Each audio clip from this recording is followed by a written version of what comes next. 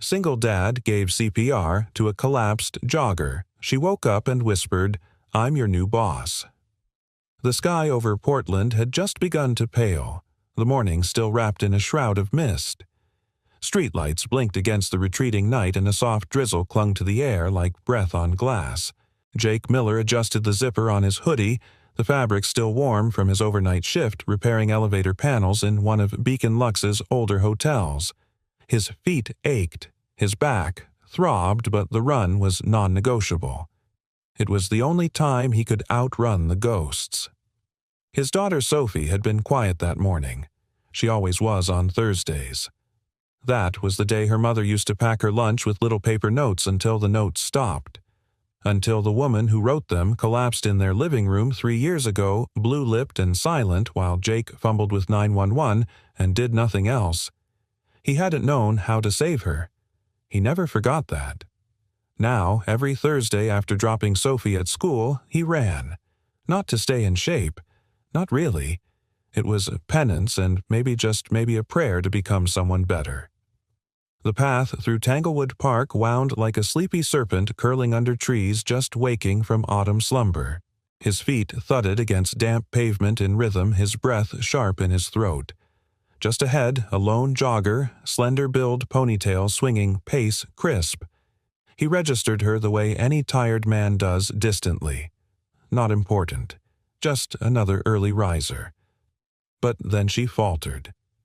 At first it looked like a misstep, an ankle twist perhaps. She slowed, brought a hand to her ribs. Then she staggered sideways into the grass, knees buckling as if gravity had suddenly turned cruel. Her body folded limp. Jake stopped running.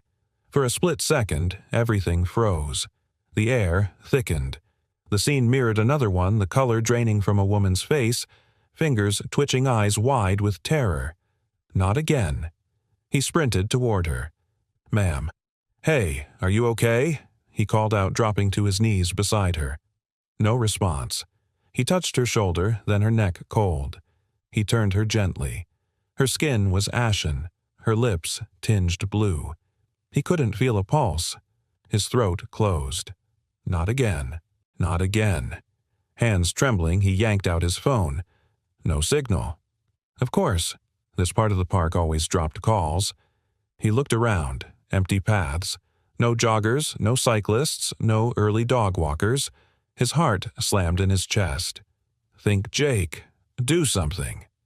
He tilted her chin, checked her airway. No obstruction. His brain called up the training videos he'd obsessed over after Marcy died.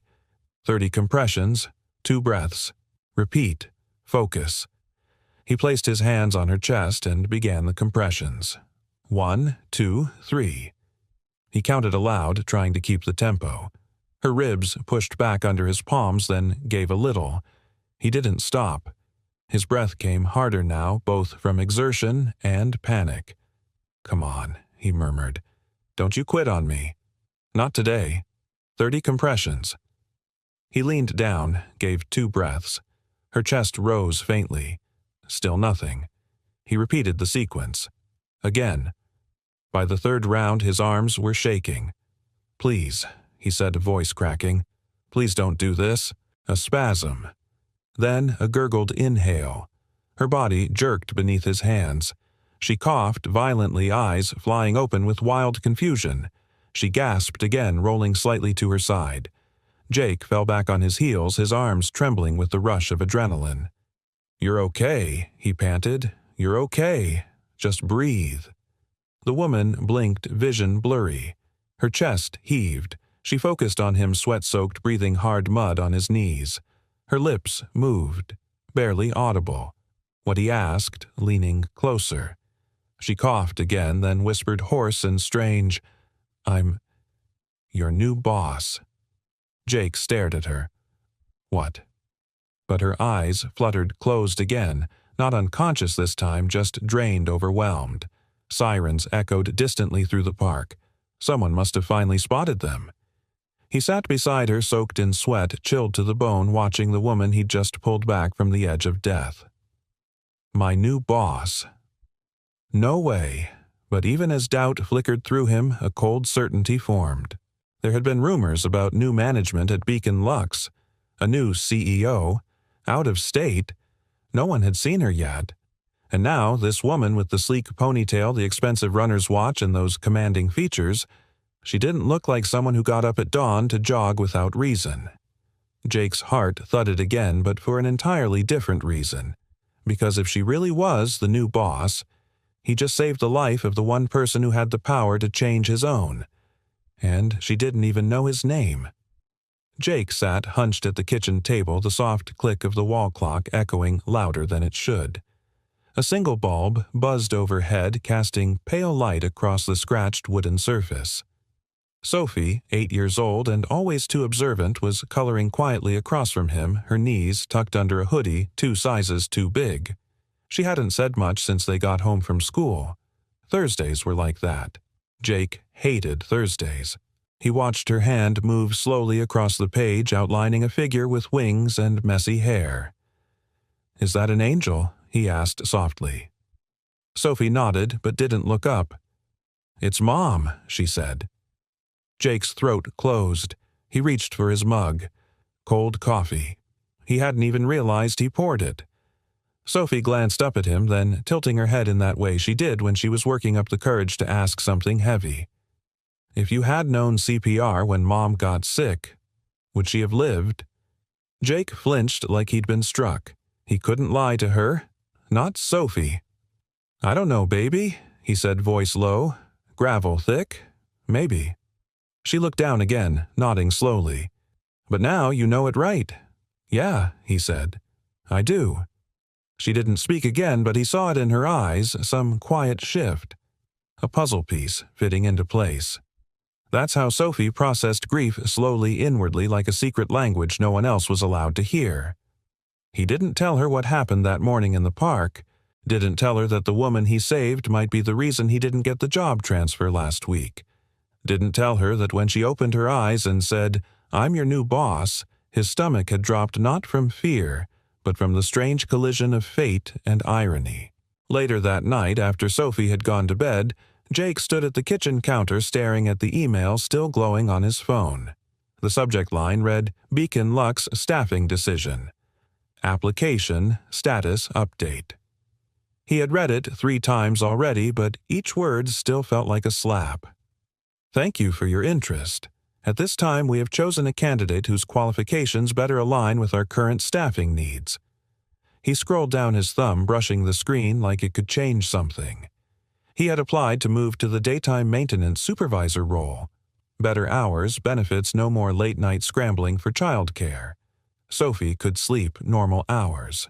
He could be a real dad again. But the rejection came 2 nights ago.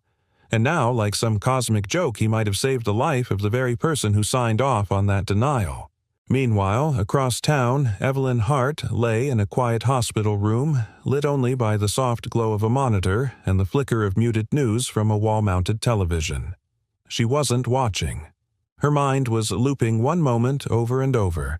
The park, the blur of light, her chest burning, the weight on her ribs, the voice counting out compressions. And then those eyes, concerned, exhausted, familiar somehow, though she knew they had never met. A knock on the door broke her trance. Her assistant, Melanie, stepped in holding a manila folder and a to-go coffee tray. "You really should be resting," Melanie said, setting the coffee down. "But I figured you wouldn't." Evelyn gave a small smile. "You know me well." Melanie handed over the folder. "You asked for the top 10 maintenance staff profiles, starting with night crews, from Beacon Lux, Portland." Evelyn opened the folder and froze. There he was. Jacob Miller, current role overnight repair technician, part-time. Previous employment contractor. Education high school diploma, 1 technical certification. Application status. Denied for promotion. Insufficient supervisory experience. She stared at the profile photo. Same worn eyes, same heavy brow, a man who looked like he carried too much weight for 1 pair of shoulders. "This is him," she said quietly. Melanie frowned. "The guy who saved you?" Evelyn nodded. "Want me to flag him for HR?" Evelyn shook her head. Not yet. I want to meet him again first. At work. Melanie hesitated. You sure? That's a pretty big gesture. Evelyn leaned back, a strange ache in her ribs, reminding her of how close she'd come to not being here. I'm not sure of anything right now, she said, except that I owe that man my life, and that maybe I was wrong about more than just one file. Back at Jake's apartment, he stood at the small window overlooking the dim parking lot, watching the flicker of rain under a lone street lamp. A half-done drawing of Sophie and her mom was taped to the fridge behind him. In the photo next to it, Jake's wife, Marcy, was laughing, her hand resting lightly on his shoulder. He touched the edge of the picture with calloused fingers. I did better today, he whispered. He didn't know what would come of it. Maybe nothing. Maybe everything. But he knew one thing. When the woman he saved opened her eyes and looked at him like he mattered, like he wasn't invisible, a small part of him, long dormant, had stirred awake. Hope. Real, trembling hope. And that was something he hadn't felt in years. The steady beeping of the heart monitor was oddly soothing. Evelyn Hart lay still, her eyes half closed against the afternoon light creeping in through the hospital blinds. She hated hospitals, always had. The sterile smell, the way time folded into itself inside the walls like the world outside, had paused, but no one told you. But today she didn't mind it as much, because she was alive. And that was something she hadn't taken for granted. Until yesterday. Her ribs still ached with every breath. CPR did that, apparently. She'd read it in textbooks, heard it in staff briefings, but it was different. Feeling the echo of someone's desperate effort pressing life back into your chest. Real. Human. She remembered the man's face vividly now. Strong jaw, concerned eyes, a sweat-streaked brow. Not a stranger in the moment, but something more, something familiar, almost grounding. A knock tapped softly on the door. "Come in," she said. Melanie entered, heels clicking softly against the tile, carrying two things, a sleek laptop and a small paper bag that smelled like real food. Smuggled in a sandwich. Turkey and Havarti. They've got you on enough IV fluids to drown a person. Evelyn smiled faintly. You always know what matters.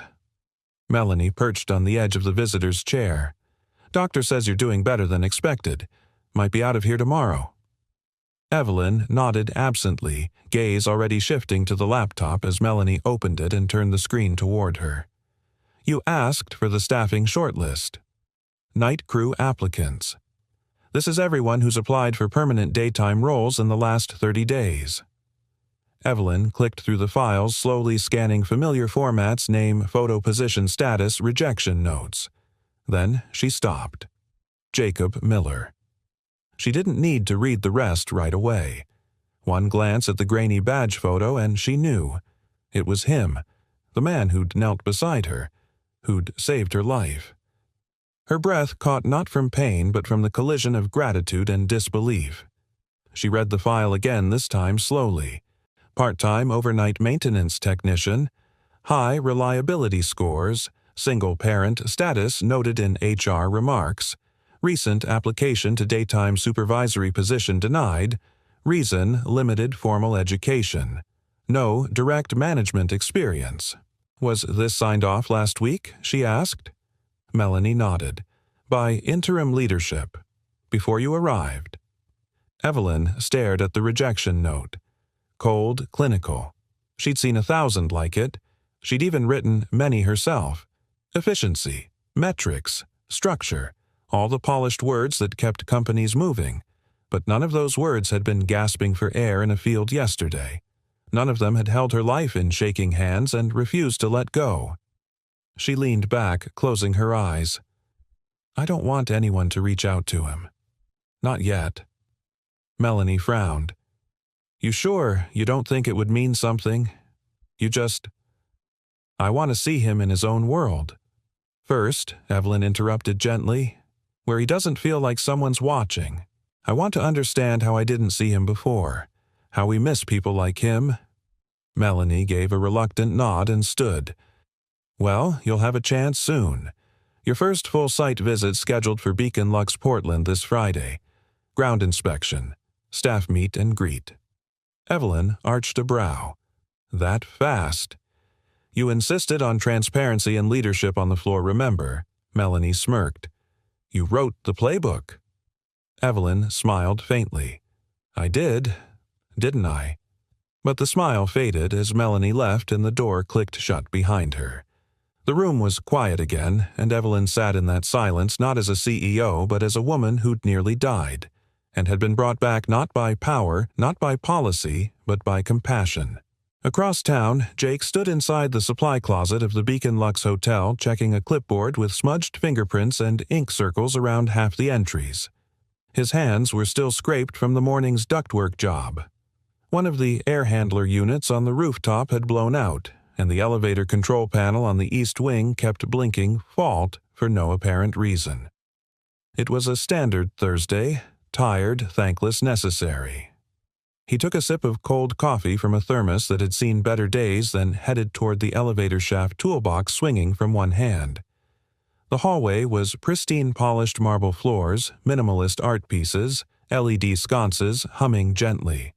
Everything about the hotel screamed intentional luxury, except maybe the maintenance guy with oil on his collar. Jake crouched by the panel, his mind drifting. I'm your new boss. The words had rung in his ears since the park.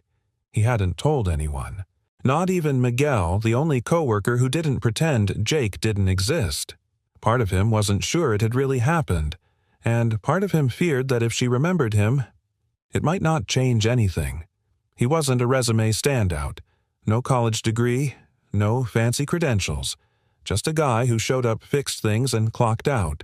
Who went home to a daughter and tried to make her believe the world was still good. He'd applied for the daytime shift not because he wanted to climb, but because he needed to be present for Sophie. School pickups, homework help, a decent bedtime. He didn't want to chase prestige. He just wanted to be there when she needed him. But Beacon Lux didn't care about bedtime stories. Jake sighed, closing the panel and tightening the last screw. As he stood up, he didn't notice the elevator doors down the hall slide open, or the tall woman stepping out flanked by her assistant and two mid-level managers in suits. Evelyn Hart stopped mid-step when she saw him, her heart catching in her chest.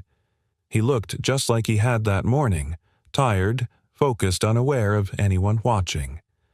Only now the fluorescent hallway lights flickered off his shoulders like armor. Melanie whispered, "That's him." Right. Evelyn didn't answer. She didn't need to, because something had shifted inside her, something unspoken and profound. And for the first time in years she felt the sting of humility, the realization that sometimes the people who carry the most weight are the easiest to overlook. She stepped forward, but not to speak yet. She wanted to see him, really see him first. And when the moment was right, she'd make sure he knew. She remembered everything. The Beacon Lux lobby was a masterpiece of understatement. Clean lines, warm wood accents, and soft jazz floating through the air like invisible perfume. Guests with designer luggage glided across polished floors while staff offered practice smiles, never breaking rhythm. Jake didn't belong here. Not really. He stepped out of the service hallway with a mop handle in one hand and a wrench sticking from his back pocket, sweat clinging to his temples. The suit-clad guests didn't even glance his way. That was the job stay invisible fix things before anyone notices they're broken. "Hey, Miller," a voice called. Jake turned. It was Russell Hines, operations manager. Late 40s, gelled hair smile that didn't quite reach his eyes. Jake straightened slightly. "Morning." Russell looked him over. "Air handler on 5 still giving us trouble. Should be back online within the hour." Russell nodded slowly. "That's good. Try not to use the guest elevators in the meantime. We've got corporate upstairs." Jake gave a clipped nod. "Understood." Russell lingered, eyes sharp. "Big visit today. New leadership wants to shake hands with the staff. Word is the new CEO might actually step foot into the boiler room. Imagine that." There was a faint smirk on his lips as he turned and walked away, but Jake didn't take the bait. He'd been around long enough to know how this worked. Upper management made appearances, handed out lukewarm praise, and disappeared behind mirrored doors again. He didn't expect anything different. Still, as he headed back into the staff corridor, something buzzed low in his gut like a wire humming before it sparked. Evelyn walked the hallways of the hotel slowly, her heels muffled against plush carpet. Every wall, every corner spoke of design decisions she had once signed off from 1,000 miles away. Now it felt foreign. She stopped outside the maintenance wing, flanked by Melanie and Russell. "I want to see where the repair staff works," Evelyn said. Russell hesitated, then forced a smile. "Of course, just keep in mind, ma'am, it's not exactly guest-facing." "Neither are heart valves," Evelyn replied, still pretty critical. Melanie gave a small stifled chuckle. Russell cleared his throat and opened the door. The hallway changed instantly. Gone were the soft lights and scented air. The tile here was utilitarian, the air laced with machine oil and faint traces of bleach. But it was honest, grounded. They passed a narrow office space where two techs hunched over schematics. Further down, a half-open door revealed a man in coveralls bent over an electrical panel. Evelyn's steps slowed. It was Jake. He didn't see her yet. His sleeves were rolled up, forearms streaked with grime, a pencil tucked behind his ear.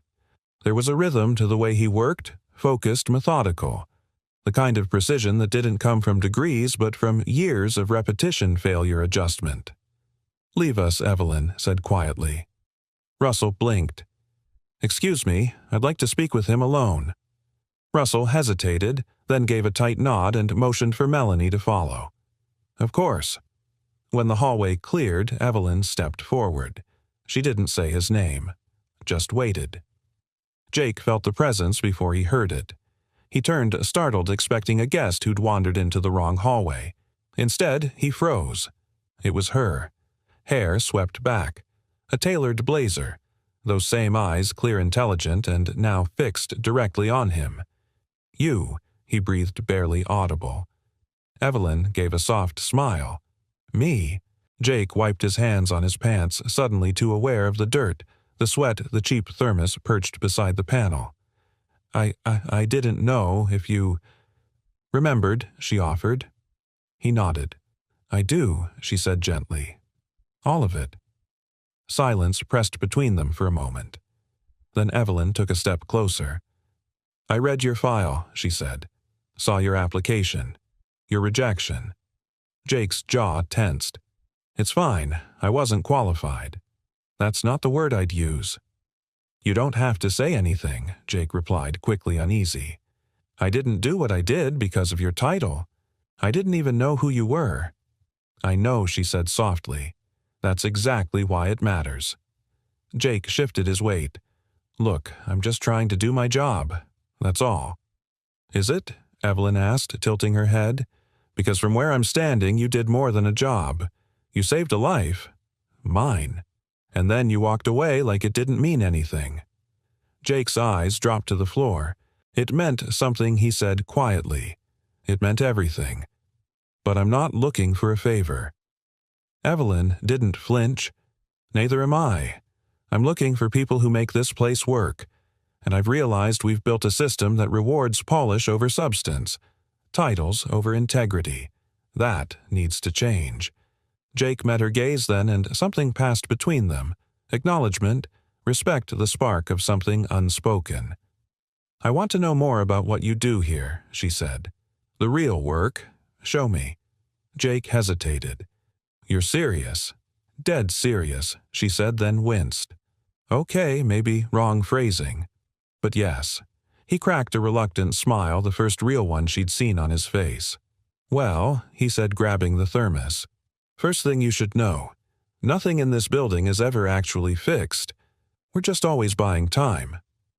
"I can work with that," Evelyn replied. As they disappeared down the hallway together, the stark divide between suits and overalls, boardroom and boiler room began quietly to dissolve. And for the first time, both of them felt it. Something was changing. Not just policies, not just job titles, but something deeper. And it had started with an act of kindness neither of them saw coming. The hallways of Beacon Lux shimmered with quiet opulence. Golden sconces lined the walls like sentinels of elegance, their glow warm and intentional, just enough to make every guest feel like the star of their own story. But down a service corridor behind the East Wing ballroom, a flickering light bulb interrupted the illusion. It buzzed every few seconds, struggling against its own obsolescence. Jake stood beneath it on a metal stepladder, wrench in hand, shoulders tense from holding the same position for 20 minutes. His phone buzzed again on the floor next to him, and this time he cursed under his breath. He climbed down, checked the screen. Voicemail from the school. Again. Jake tapped the message and pressed the phone to his ear. Sophie's principal, calm and professional as always, informed him that his daughter had been held past dismissal due to a substitute bus driver mix-up. She was safe and waiting in the main office. Jake glanced at his watch. Already an hour past school end. He squeezed his eyes shut. It had been his biggest fear when applying for the day shift that he wouldn't be able to balance everything. And now, here he was running on caffeine and adrenaline, trying to keep elevators from shorting out while his daughter sat alone under fluorescent lights waiting for a ride that never came. He grabbed his bag and hurried toward the maintenance office where Miguel, his only real friend at work, sat eating chips straight from the bag. "Cover for me," Jake said, breathless. 15 minutes. Miguel looked up. "Kid, trouble." Jake nodded. Miguel didn't hesitate. "Go." Sophie sat curled in a too-big chair backpack at her feet, hugging a well-loved stuffed rabbit. She looked up when Jake rushed in, breath caught in his chest. "Hey, bug," he said softly. She didn't cry, didn't pout, just gave a small smile and reached for his hand. "Sorry, Dad. I didn't mean to stay so long." Jake knelt in front of her, brushing her hair back. "It's not your fault. I should have been there." She looked at him solemn. "You work really hard." The words hit harder than he expected. "I do," he said. "But I'm trying to fix that." Later that evening, Sophie sat cross-legged on a pile of old blankets inside the Beacon Lux basement utility room. She sipped cocoa from a styrofoam cup while drawing dinosaurs on the back of a discarded service log. Jake had managed to coax a space heater into life near the wall, and the faint hum filled the silence. He watched her from a distance while checking a faulty water pressure valve. Bringing her here hadn't been the plan, but childcare was thin, and she didn't want to go to the neighbors again. So he did what parents do when the world doesn't bend. He made space where there was none. A knock startled him. He turned and froze. Evelyn stood in the doorway holding a folder and a to-go bag. Her heels clicked softly on the tile as she stepped inside. "I brought the revised shift proposal," she began, then stopped, noticing Sophie. Jake moved quickly, blocking her view. "Sorry, she's just here for a little bit. Won't be a distraction." Evelyn peered around him. "Is this—" Sophie, Jake stiffened. "Yes, she's beautiful," Evelyn said, smiling gently. "Hi there." Sophie looked up, blinking. "Hi." Evelyn lowered herself to Sophie's level, mindful of her heels. "I like your rabbit." Sophie offered it up. "His name's Captain Crumbs." Evelyn chuckled. "That's a strong name. I bet he's brave." "He's very quiet," Sophie said. "Well, quiet people can still be strong." Jake stood awkwardly, unsure how to bridge the moment. "She won't be here long." "I just needed to Jake," Evelyn said, rising. "I'm not here to reprimand you." He nodded slowly. She handed him the folder. "This is the modified position outline. A hybrid role, split shifts, flexible clock-ins, based on your feedback." Jake looked down at it, heart-thudding. "You'd let me make my own hours." "Within reason," she replied. "So long as the work gets done, and I've seen enough to trust that it will." Jake stared at the pages, stunned. "This doesn't usually happen," he said. "I know," Evelyn replied, "but it should." They stood in silence a beat longer than needed. Then Sophie called out, "Dad, the light." "Over there's flickering." Jake sighed. "It's probably the ballast again. I'll fix it." Evelyn looked toward the corner. Do you mind if I help? Jake blinked. You want to fix a light? She shrugged. You said you wanted me to see the real work. He grabbed another step stool and handed her a pair of safety glasses. You ever used a screwdriver before I've managed a boardroom? How hard can this be? Minutes later, she stood on the stool, awkwardly holding the casing while Jake pointed at a wire.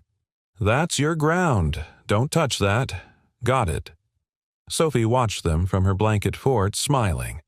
Are you guys friends now? She asked innocently. Evelyn looked down at Jake, then at Sophie. I hope so, she said. Jake didn't reply. But for the first time in a long time, something inside him loosened. Not just respect, but warmth. Connection. And under the hum of wires and the glow of repaired light, something began to shift, not just in the building, but in the space between them. Something quietly beautiful. Something like trust. The next morning, Evelyn sat at the head of a long oak conference table surrounded by the department heads of Beacon Lux. The room was all glass and angles perched on the top floor like a throne above the city. From here you could see bridges stretching across the river rooftops wrapped in morning fog. But Evelyn wasn't looking at the view. She was watching Russell Hines, who stood confidently at the far end, laser pointer in hand, presenting his weekly performance charts like a trial lawyer before a jury. And as you can see, Russell said, clicking to the next slide, maintenance response time dropped by 8% this quarter. We're below benchmark for 3 of our 4 sites. That trend reflects the inconsistency we see when underqualified staff are promoted into roles they're not equipped to handle. Evelyn's eyes narrowed. She could feel where this was going. The tone. The implication. Russell clicked again. Now I understand the push for internal development, but I want to caution against allowing sentiment to override standards. We've got policies in place for a reason. Evelyn steepled her fingers, her voice calm. Are you referring to a specific promotion? Mr. Hines Russell didn't flinch. I'm referring to the conversation about reclassifying part-time staff into supervisory hybrid roles. We need consistency, proven credentials, experience. Silence settled. Then Evelyn replied, steady and deliberate. I agree, Russell. We do need consistency, which is exactly why we need to reassess what qualifies as proven. She leaned forward. You know what else dropped in that same quarter, she asked? Guest complaints related to repair issues. Because even while working overtime understaffed and without benefits, our night techs have been keeping this building from falling apart. Russell blinked. Yes, but that's not the same as... It's not the same, she interrupted. It's more. It's hands-on problem-solving, emotional regulation in high-stress conditions, and... She paused, voice tightening slightly, the presence of mind to respond to emergency medical situations when no one else does. A few heads turned. Melanie, seated quietly beside her, gave a slow, approving nod. Russell cleared his throat. I just think we should be careful about setting precedents. Evelyn smiled razor-sharp. That's exactly what I intend to do. Set a new precedent. An hour later, Jake walked through the service corridor, toolbox in hand, completely unaware of the storm that had just rolled through the executive suite. He'd barely slept. His mind had been reeling all night about Evelyn offering him flexibility, about Sophie being forced to spend her evenings in utility rooms, about how the woman he'd once saved was now choosing to show up, again and again, not just as a boss, but as something else. A knock startled him as he reached his station. It was Russell, clipboard clutched tightly. Got a job for you, Russell said, voice clipped. A pipe burst in the VIP suite. Jake frowned. Upstairs, you heard me. Russell held out the order. You'll be shadowed. Jake hesitated. Shadowed new policy. Russell said, not hiding his smirk. Evaluation rounds. Got to make sure our more unconventional hires are up to company standard. Jake took the form, jaw clenched. He wasn't stupid. This wasn't about evaluation. It was about intimidation. The VIP suite was quiet when Jake arrived, high ceiling, soft, ambient lighting, and imported tile that looked like it cost more than his truck. The leak was behind the guest bathroom wall. He got to work silently aware of the figure watching from the doorway. Evelyn. She hadn't announced herself, but he knew it was her. He didn't turn, just kept tightening the valve. "You always this quiet when you work?" she asked. Jake exhaled. "Only when someone's trying to decide if I'm worth the risk." There was a pause. Then, "You're not a risk to me, Jake. You're a reminder." He turned finally. Of what she stepped into the room. No clipboard, no pretense. That everything I was taught to value degrees, suits, polish, none of it brought me back when I collapsed in that park. Her voice softened, but a man in a hoodie with scraped hands did. Jake looked away. "I'm not some hero, Evelyn. I was scared out of my mind. I almost didn't even know what to do." "But you did," she said. "That's the point." He stared at her, then something unspoken passing between them again, fragile as thread. Not romance, not yet, but recognition. Two people from different worlds meeting on a bridge of shared imperfection. Evelyn stepped closer. "Tell me what you'd change," she said. Jake blinked. "What in this place? If you had the chance. Don't filter. Don't defer. Just say it." Jake hesitated, then shrugged. "I'd stop treating maintenance like background noise. Give people full-time status if they're showing up like it. Pay for certification classes. Get rid of the culture where the guys with tools feel like they have to disappear when executives walk in." Evelyn's eyes didn't leave his. Noted. And she meant it. That night, Evelyn returned to her hotel suite. She stood at the window staring down at the quiet hum of the city. She thought of her first year in business school, how she was taught to lead with numbers, never feelings. Yet, none of those metrics had saved her that morning in the park. A pair of rough hands had. She poured a glass of water, sat on the couch, and pulled out Jake's original application. It didn't list Ivy League schools or elite internships, but it had notes in the margin from HR, always punctual, never complains, works overtime when others refuse, polite, doesn't escalate conflicts. In short, the kind of employee who holds the whole place together quietly. Evelyn circled one line with her pen, then wrote 2 words in the margin beside it, rescue-worthy. Only this time she was the one preparing to do the saving, not just of Jake's career, but of a system that had forgotten how to see the people holding it up. Jake stood at the kitchen counter, shoulders hunched, his hands wrapped around a chipped mug of coffee that had gone cold an hour ago. The apartment was still. Sophie had fallen asleep on the couch with her sketch pad resting on her chest, her bunny tucked beneath her arm like a little talisman of safety. The television murmured quietly in the background, casting a gentle blue glow across the worn carpet. His eyes were fixed on the envelope in his hand. It wasn't bulky, just a few sheets of paper inside, but it felt like it weighed 100 pounds. Earlier that afternoon, Evelyn had slipped it to him after his shift ended. No grand announcement, no audience, just her and Jake standing in the alley behind the hotel where delivery trucks rumbled past and pigeons fought over breadcrumbs. "This is yours," she'd said simply. "Read it when you're ready." Now he wasn't sure he'd ever be. Jake peeled the flap back slowly, breath held. He unfolded the documents, a formal offer of employment, full-time salaried hybrid hours, health benefits, paid training for additional certifications, and the title Senior Facilities Supervisor. He blinked at the words. It didn't feel real, until he reached the end and saw her signature, Evelyn Hart, CEO, written in her sharp, deliberate hand. The mug slipped from his fingers and hit the sink with a thud. He rubbed his temples, overwhelmed by 1,000 tangled thoughts.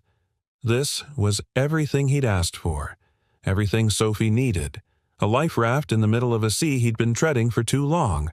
So why was he hesitating? At dawn, he walked Sophie to school. She skipped alongside him, swinging her lunchbox, humming something from a cartoon he didn't recognize. The morning air was crisp, touched with the smell of wet leaves and coffee from the corner cart. "Dad," she asked halfway to the gate. Do you think I could ever be a boss like that lady with the nice shoes? Jake smiled despite himself. You mean Evelyn? Sophie nodded. She's really pretty. And she listens. Jake stopped walking. He looked down at his daughter, bright-eyed, hopeful, sharp as ever. Yeah, he said quietly. She does. Sophie tilted her head. Are you gonna say yes? Jake hesitated. To what he asked, testing her. The new job. The one that lets you come to my class play. You keep thinking about it like your eyebrows are broken. Jake laughed, covering his mouth. Yeah, I guess I do that. Sophie stepped closer and took his hand. You don't have to be scared, Dad. You already saved her life. That's way harder than paperwork. He looked at her, his heart twisting. And that's when he realized what the fear really was, not about failing the job or stepping into something new. It was about being seen. Truly seen. Not just as a worker in the background, but as a man who mattered. A father trying his best. A person worthy of investment. That kind of visibility was exhilarating and terrifying. Later that day, Jake returned to Beacon Luck's contract in hand throat tight. He passed the lobby with its marble and gold past the concierge, who finally nodded at him like he was more than just the maintenance guy, and headed toward the executive floor somewhere he'd never been, not once in all his years of working here. Evelyn's office was sleek modern. Glass walls, a low couch in the corner, a single-framed photo on her desk, her and a younger brother both in hiking boots grinning at the summit of some forgotten mountain. She stood when he entered. I read it, Jake said, holding the contract. She didn't speak. Just waited. He exhaled. I want to say yes. I do. But I need to ask you something. Of course. Why me? The question hung in the air. Evelyn crossed her arms, her voice soft but unwavering. Because you've been doing more than your job for a long time and no one bothered to notice.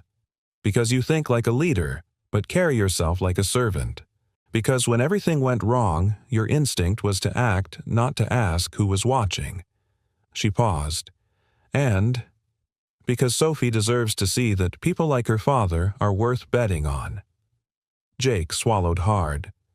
That's a good answer, he said, voice thick. Then let me ask you something, Evelyn said gently. Why are you still afraid? He looked down, flexing his fingers. Because if I mess this up, it's not just me who falls. Evelyn stepped forward, reaching for the contract. Then we build it so you don't have to carry the whole weight alone. Their eyes met. And in that moment, Jake realized that the offer she'd made wasn't just about a promotion or a paycheck. It was about trust. She was offering him a place in the story, not as a background character, but as someone who could help rewrite it. He took the pen she handed him and signed his name. That night at home, he found Sophie drawing again. This time it was a hotel with a rainbow over it and 3 little stick figures beneath. One tall with a toolbox, one medium with heels, one small with a rabbit. Jake knelt beside her. What's this one? Sophie beamed. That's you. That's the lady boss. And that's me. We all work at the hotel now. He stared at the page, warmth blooming in his chest like a light finally flicked on. You know what he said? What I think that's my favorite picture yet. And for the first time in a very long time, Jake Miller felt like maybe he was exactly where he was meant to be. The clanging of metal pipes echoed through the basement hallway like distant thunder. Jake bent over a faulty valve, tightening a rusted coupling while sweat dripped from his brow. It was barely 10 a.m., and the new role, only 3 days old, already felt like wearing shoes 2 sizes too big. He'd been promoted. He had a title now. But most days it still felt like he was pretending, navigating meetings, juggling repairs, answering emails filled with acronyms he hadn't seen since high school. And today, things had gone wrong.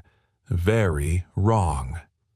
He heard the elevator ding above him and knew without checking Russell had arrived.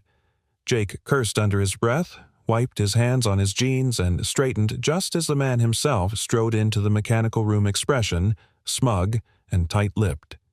Senior Facilities Supervisor Russell greeted voice-dripping sarcasm. "Nice title. Shame about the blacked-out East Wing." Jake flinched. "I'm working on it." "Are you?" Russell gestured sharply behind him. "Because half of our VIP guests just filed service complaints. Lights flickering, room temperatures fluctuating. That's not minor." Jake tried to keep his voice level. "It's a cascade fault. The building's wiring is outdated. If you want the full solution, we need to replace the relay junctions, not just patch them." "Ah," Russell smirked. "So the solution is spending thousands of dollars and weeks of downtime. Sounds like someone's angling to make excuses instead of taking responsibility." Jake's jaw tightened. "I'm not making excuses. I've logged every work order, and I've stayed overtime every night this week." Russell stepped closer. "Let me tell you what I see: someone who got bumped up because the CEO got sentimental, and now the system's cracking, just like I warned." Jake's hands clenched at his sides. His chest burned not just from anger but from the weight of every invisible pressure pressing down on him. Sophie's school tuition, the car's failing transmission, the look in Evelyn's eyes when she handed him that contract. "I'm doing everything I can," Jake said through gritted teeth.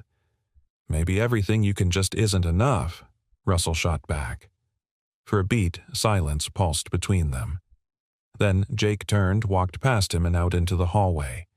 He needed air. Real air. Not fluorescent lights and recycled HVAC frustration. He passed the lobby without looking at anyone, stepped out into the alley behind the building, and braced his hands on his knees. His mind spiraled. Maybe Russell's right. Maybe I don't belong here. Maybe this job was meant for someone with a degree, a resume, a polished suit, and the right vocabulary. Then he remembered Sophie's words. "You already saved her life. That's way harder than paperwork." But in this moment, it didn't feel like enough. Back upstairs, Evelyn scrolled through her inbox when Melanie rushed in. "There's an issue," she said, serious. What kind of issue? Russell cornered Jake downstairs. Words spreading staff are talking. Apparently, Russell implied Jake's promotion was a favor. Morale's shaking. Evelyn stood, fury tightening behind her ribs. "Where's Jake now?" "He left the floor. No one's seen him for 20 minutes. Evelyn grabbed her coat. "Clear my next 2 hours." She found him near the loading dock, sitting on an overturned bucket behind a stack of cleaning supplies. His shoulders were slumped, his eyes on the pavement. She didn't speak right away, just stepped into the quiet with him. Finally, he looked up. "Should have known better than to think I could carry this."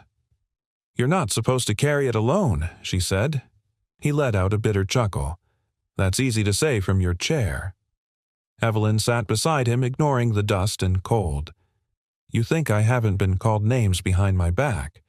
That I didn't hear people whisper that I only got this job because my father was a real estate legend?"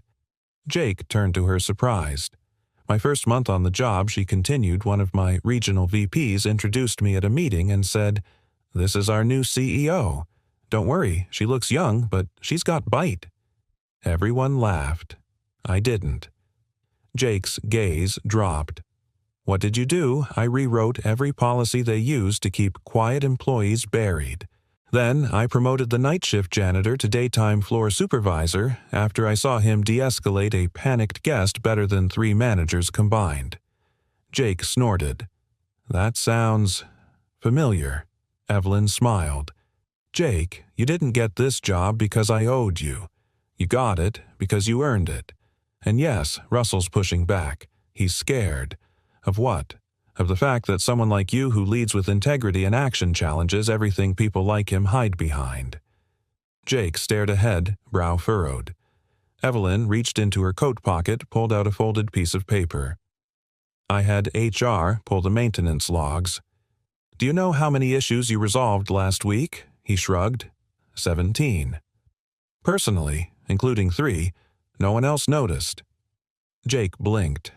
"You didn't fail today. You exposed a weakness the system's been ignoring for years. And if you'll walk back in there with me, I'll make sure everyone knows that."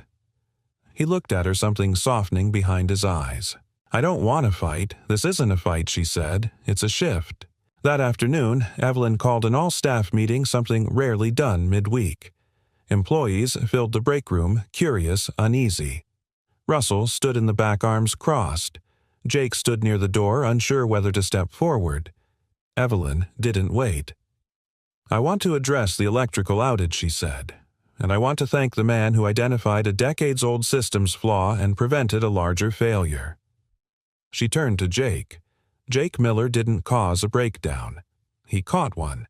And, starting next quarter, he'll lead a facilities modernization team to rebuild what should have been replaced years ago. Gasps, murmurs, then applause. Jake flushed, stunned. Melanie beamed. Russell turned pale. Evelyn met Jake's eyes as the room applauded louder. And for the first time since that morning in the park, he didn't feel like a man who'd merely survived something. He felt like someone who had changed something. The apartment was quiet that night. Not tired quiet or end-of-day quiet, but the kind that lingers after something big happens. A stillness wrapped in reflection. Jake sat on the couch, his dress shirt unbuttoned at the collar, the top button left open like a small rebellion against everything he'd carried all day. Sophie lay curled beside him, her head on his shoulder, a bedtime story resting forgotten in her lap. Outside the window, rain tapped gently against the glass, the city humming its lullaby of passing cars and distant voices. "I heard you clapped today," Sophie said softly. Jake looked down, smiling. "You heard Mr. Miguel texted me. Said you saved the building." Jake chuckled. "That's a bit dramatic." Sophie tilted her head. "But you fixed something important.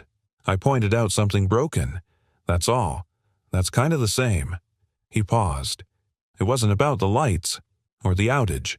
It was about the silence, the quiet neglect that came from years of looking at problems and thinking, that's just the way it is. Jake had always fixed what he could reach. But now, for the first time, he had the tools and the authority to fix what others had chosen to ignore. Sophie stirred beside him, then sat up, cross-legged, her face serious in the dim light. "Can I ask you something?" "Of course." She toyed with the edge of her sleeve.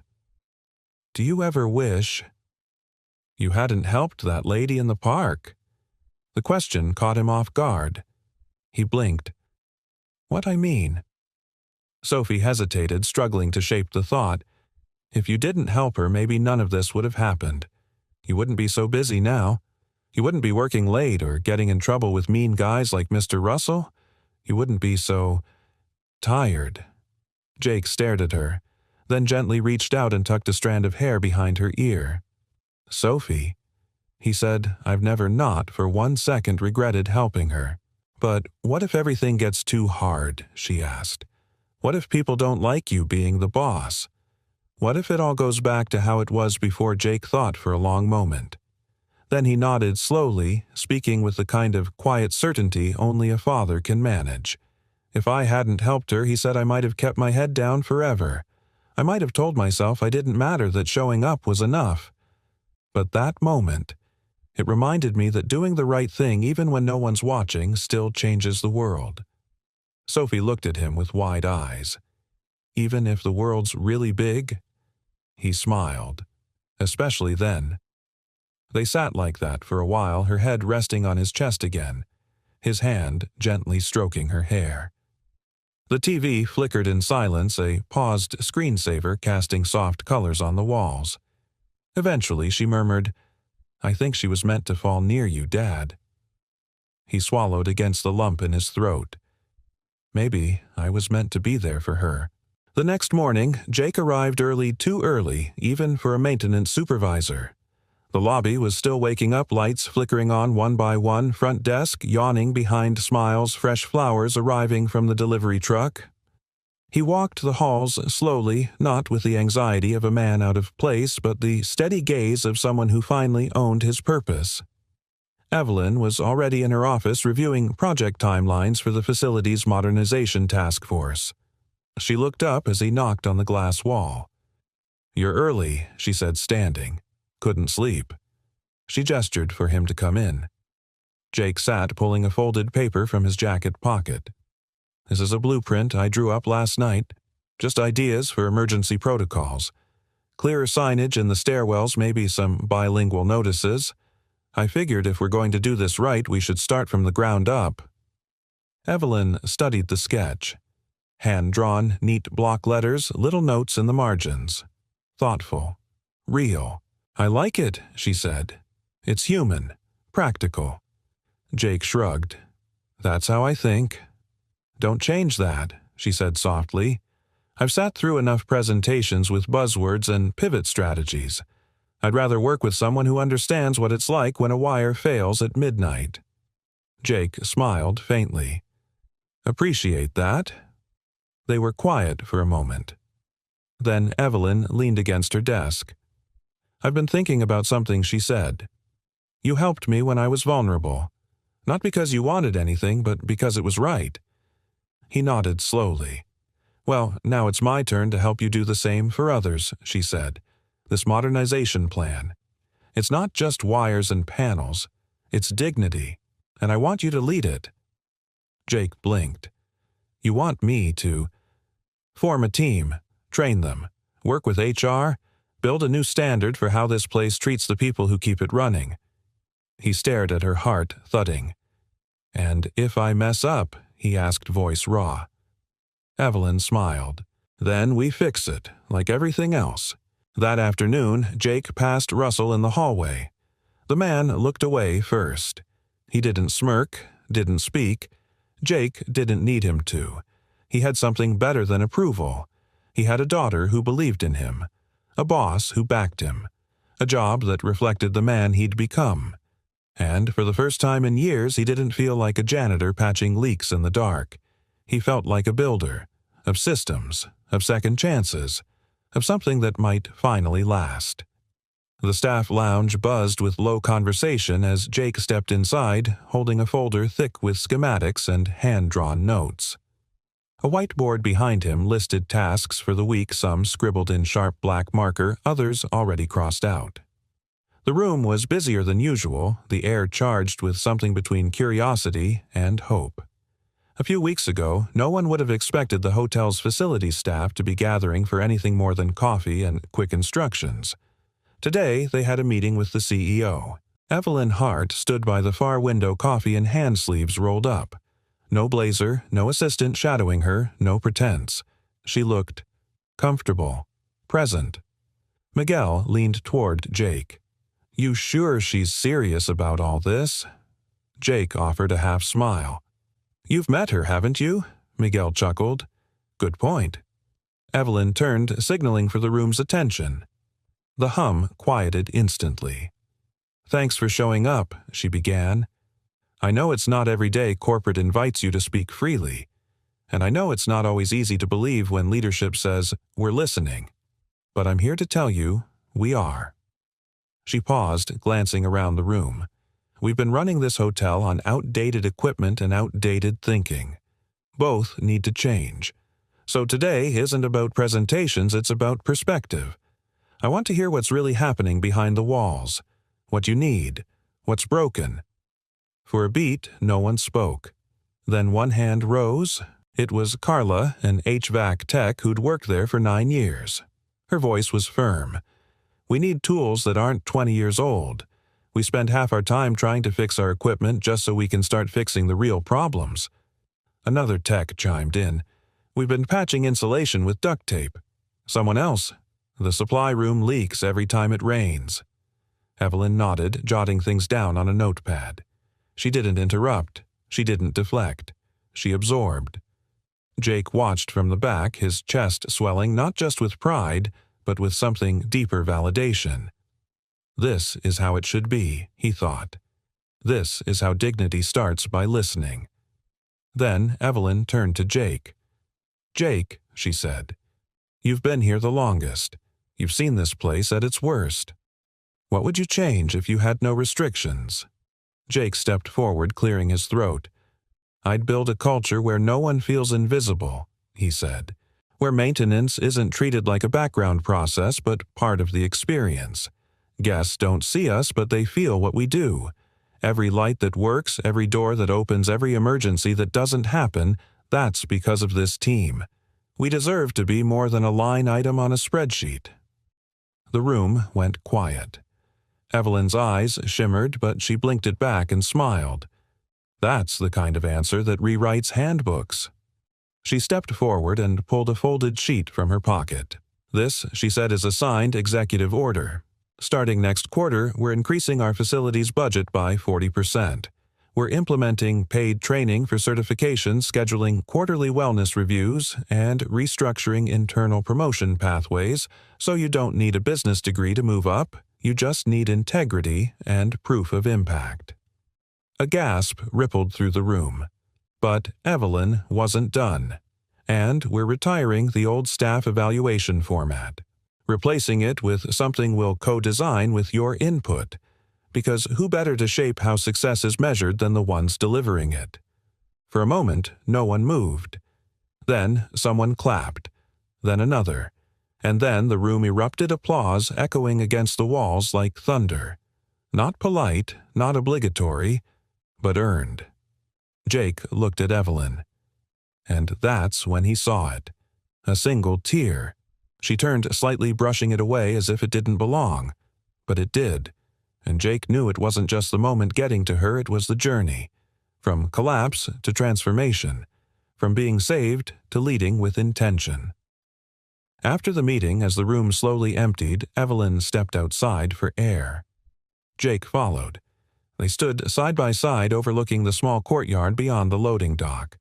Light rain sprinkled the bricks. "You cried in there," Jake said gently. Evelyn didn't deny it. "I did." Jake looked at her sideways. "Didn't think CEOs were allowed to do that." Evelyn chuckled. "They're not. But I stopped caring about aloud the day a man with grease on his face knelt in the mud and brought me back to life." They were quiet for a long moment. Then Evelyn turned to him, voice soft. "You know, that day when I woke up in the park, I didn't remember my title, or the company, or what flight I'd missed. I just remembered the sound of your voice counting, willing me back. That's what stayed." Jake didn't know what to say, so he said the only thing he could. "I'm glad you stayed." She met his eyes, the air between them humming with something unspoken. Not romance, not yet, but something that looked a lot like trust. A future forming not out of convenience but of respect and shared ground. "I meant what I said," she added, her voice stronger now. "You didn't just catch a failing wire that day, you caught me, and now I want to help build something that catches others before they fall." Jake nodded, the weight in his chest finally easing. "Then let's build it." And just like that, with rain falling softly around them and the echoes of applause still lingering in the walls, two people who had once been strangers, separated by job titles, social expectations, and sheer chance, began to walk forward as equals. Not because of contracts, not because of obligation, but because sometimes the right people meet in the most unexpected ways and refuse to let go. It was just past sunrise when Jake and Sophie arrived at Tanglewood Park. The same park, the one with the winding trail, the old sycamores. The quiet spot where months ago a jogger collapsed and a single act of instinct had changed the course of not just one life, but two. Now the path was washed in golden light. Autumn leaves fluttered across the ground like blessings scattered by the wind. Jake held a thermos of coffee in one hand, Sophie's hand in the other. She wore her favorite blue coat and a paper crown she'd made in class for Hero Day. "I told them my dad's the best kind of hero," Sophie said, swinging their hands. "The kind who fixes stuff. Not just machines, but people too." Jake chuckled. "That's a pretty high bar, kiddo." "You met it," she said simply. They turned the bend, and there she was. Evelyn stood beneath a tree hair down scarf fluttering in the breeze. In her hands, she held a folded picnic blanket and a bag of muffins she'd insisted on baking herself. She waved when she saw them.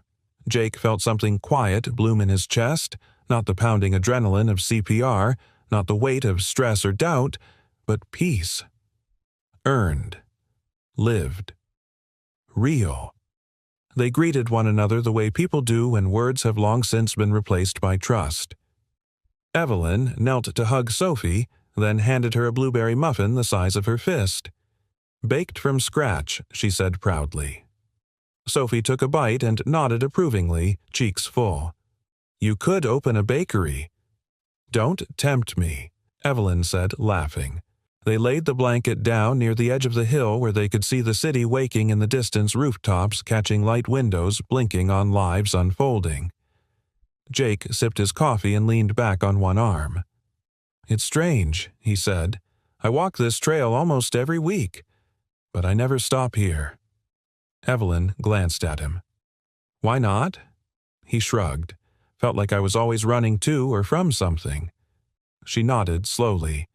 And now Jake looked around the quiet, the peace his daughter playing with fallen leaves, her laughter bright against the morning stillness.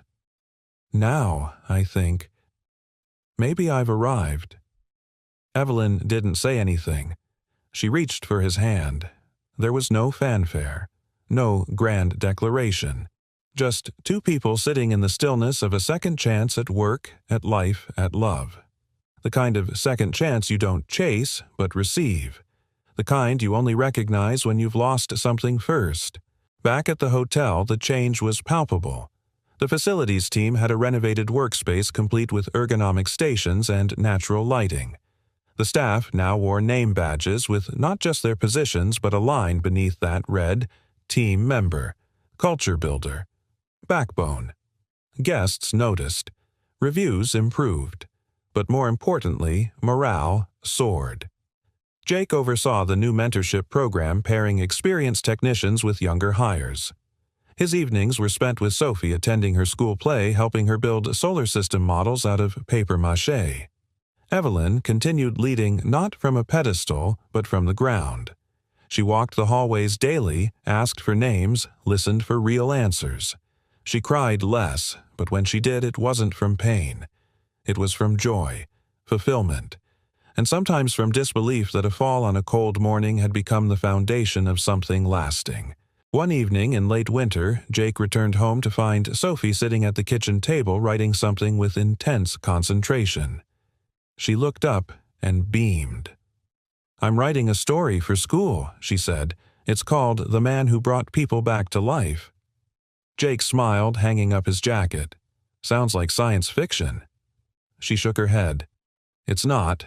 It's about you." He froze. "Because you didn't just bring her back," Sophie said softly. "You brought you back. And me too." Jake sat across from her, heart full. "I don't know what to say to that," he murmured. "Just keep being you," she replied, simple as breath. A few weeks later, Evelyn invited Jake and Sophie to a ribbon-cutting ceremony for the newly renamed building annex. They thought it would be something small. It wasn't. Banners waved, staff gathered, reporters snapped photos. And then Evelyn stepped forward and pulled away the black cloth covering the new bronze plaque. The Miller Wing. Dedicated to resilience, humility, and the quiet heroes who make everything work. Jake stared at the name. His name. Tears stung his eyes. "I didn't know," he whispered. Evelyn took his hand. "You never asked for recognition," she said, "which is exactly why you deserve it." Sophie stood beside them, holding his other hand. She looked up and whispered, "Told you. Hero."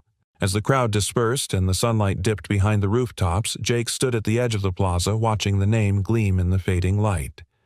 He thought back to the morning of the park. The moment he ran. The breath he gave. The hand he held. And how it had all come back to him in ways he could never have imagined. Not just a job, not just a second chance, but a purpose, a partnership, a life. And in that golden hour glow he finally understood. Sometimes it's not the breath you take that saves you, it's the one you give. Single dad picked up the wrong woman at the airport. But the CEO said, "I've been looking for you." The rain came down in chaotic sheets, slashing the windshield like nature's own tantrum. Ethan Blake leaned forward in the driver's seat of the hotel's black SUV, squinting through the wipers as they struggled to keep up. JFK International was a maze of horns, headlights, and human exhaustion.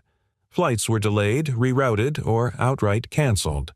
Travelers shuffled like ghosts, their umbrellas flipping inside out in the wind.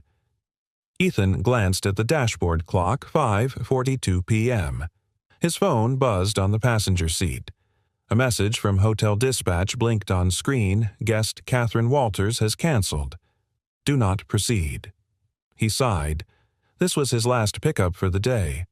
Maybe he'd make it home early enough to read Liam a bedtime story. Not that the 7-year-old needed stories anymore, but Ethan liked reading them anyway. It was one of the few places where his voice felt safe, unjudged, like it still held value. He was about to pull away when the rear terminal doors hissed open. A woman stepped into the storm, dragging a small leather suitcase behind her. No umbrella, just a drenched wool coat clinging to her like a second skin. She paused on the curb, blinking rain from her lashes, scanning the crowd like she'd just realized she was on the wrong planet. Something about her stopped him. Maybe it was the way she clutched her coat shut, or the unguarded confusion in her expression.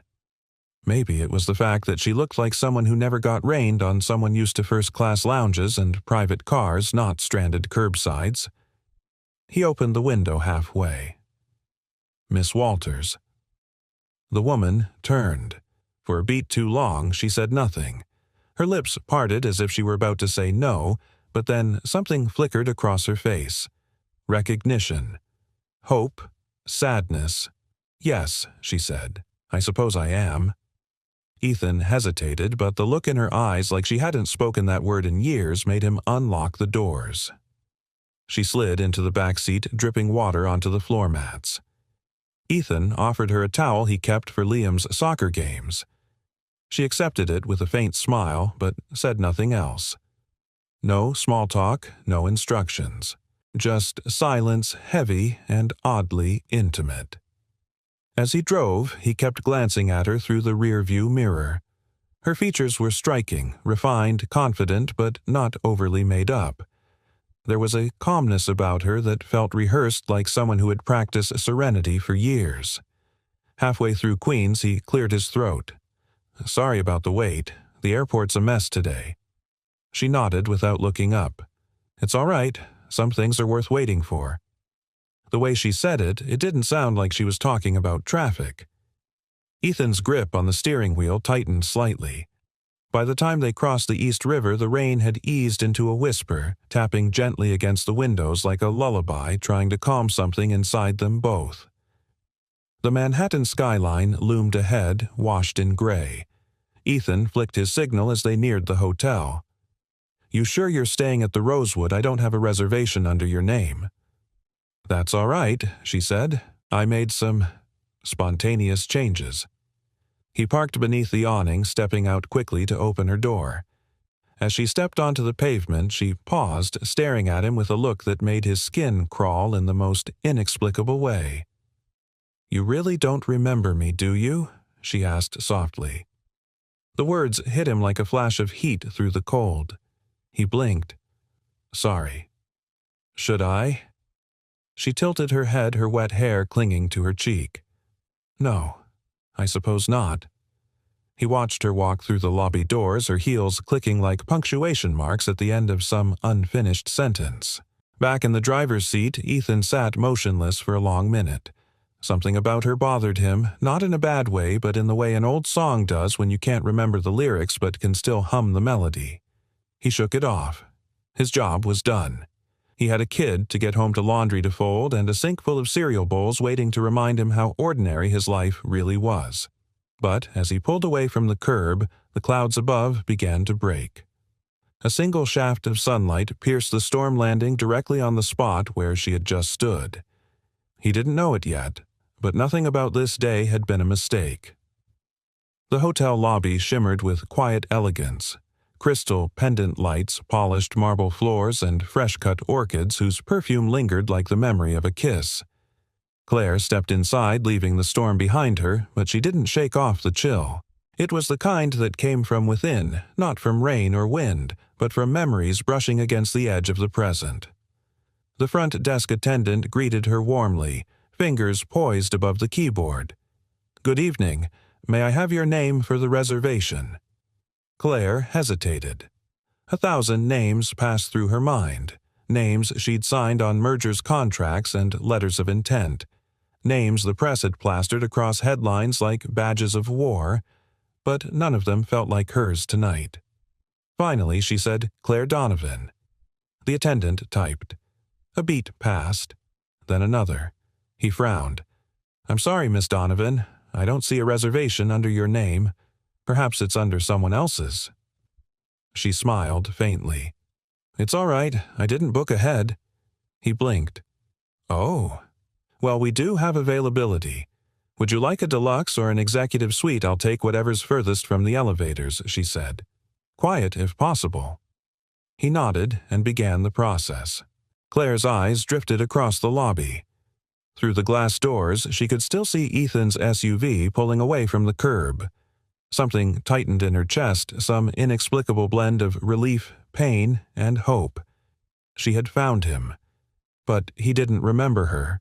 Up in her room, Claire dropped her coat over a velvet chair and peeled off her damp sweater.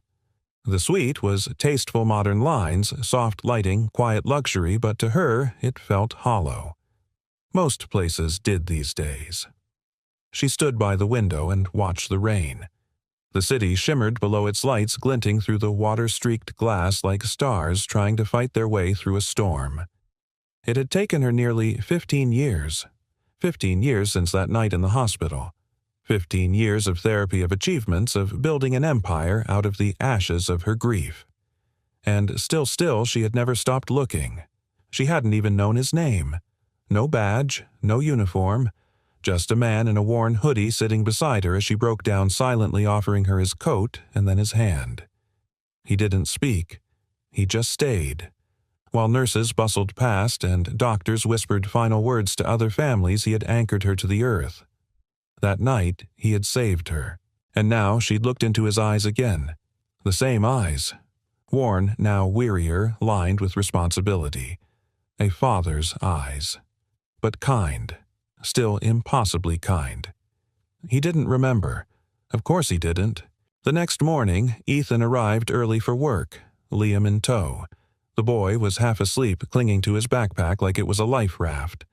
"I hate Thursdays," Liam muttered as they entered through the service entrance. Ethan tousled his son's hair. "Thursdays build character. So do cold bagels, missed school buses, and your old man's bad singing." Liam grunted, but a smile crept in anyway. Ethan dropped him off with the front desk clerk who watched Liam on early shifts when no babysitter was available.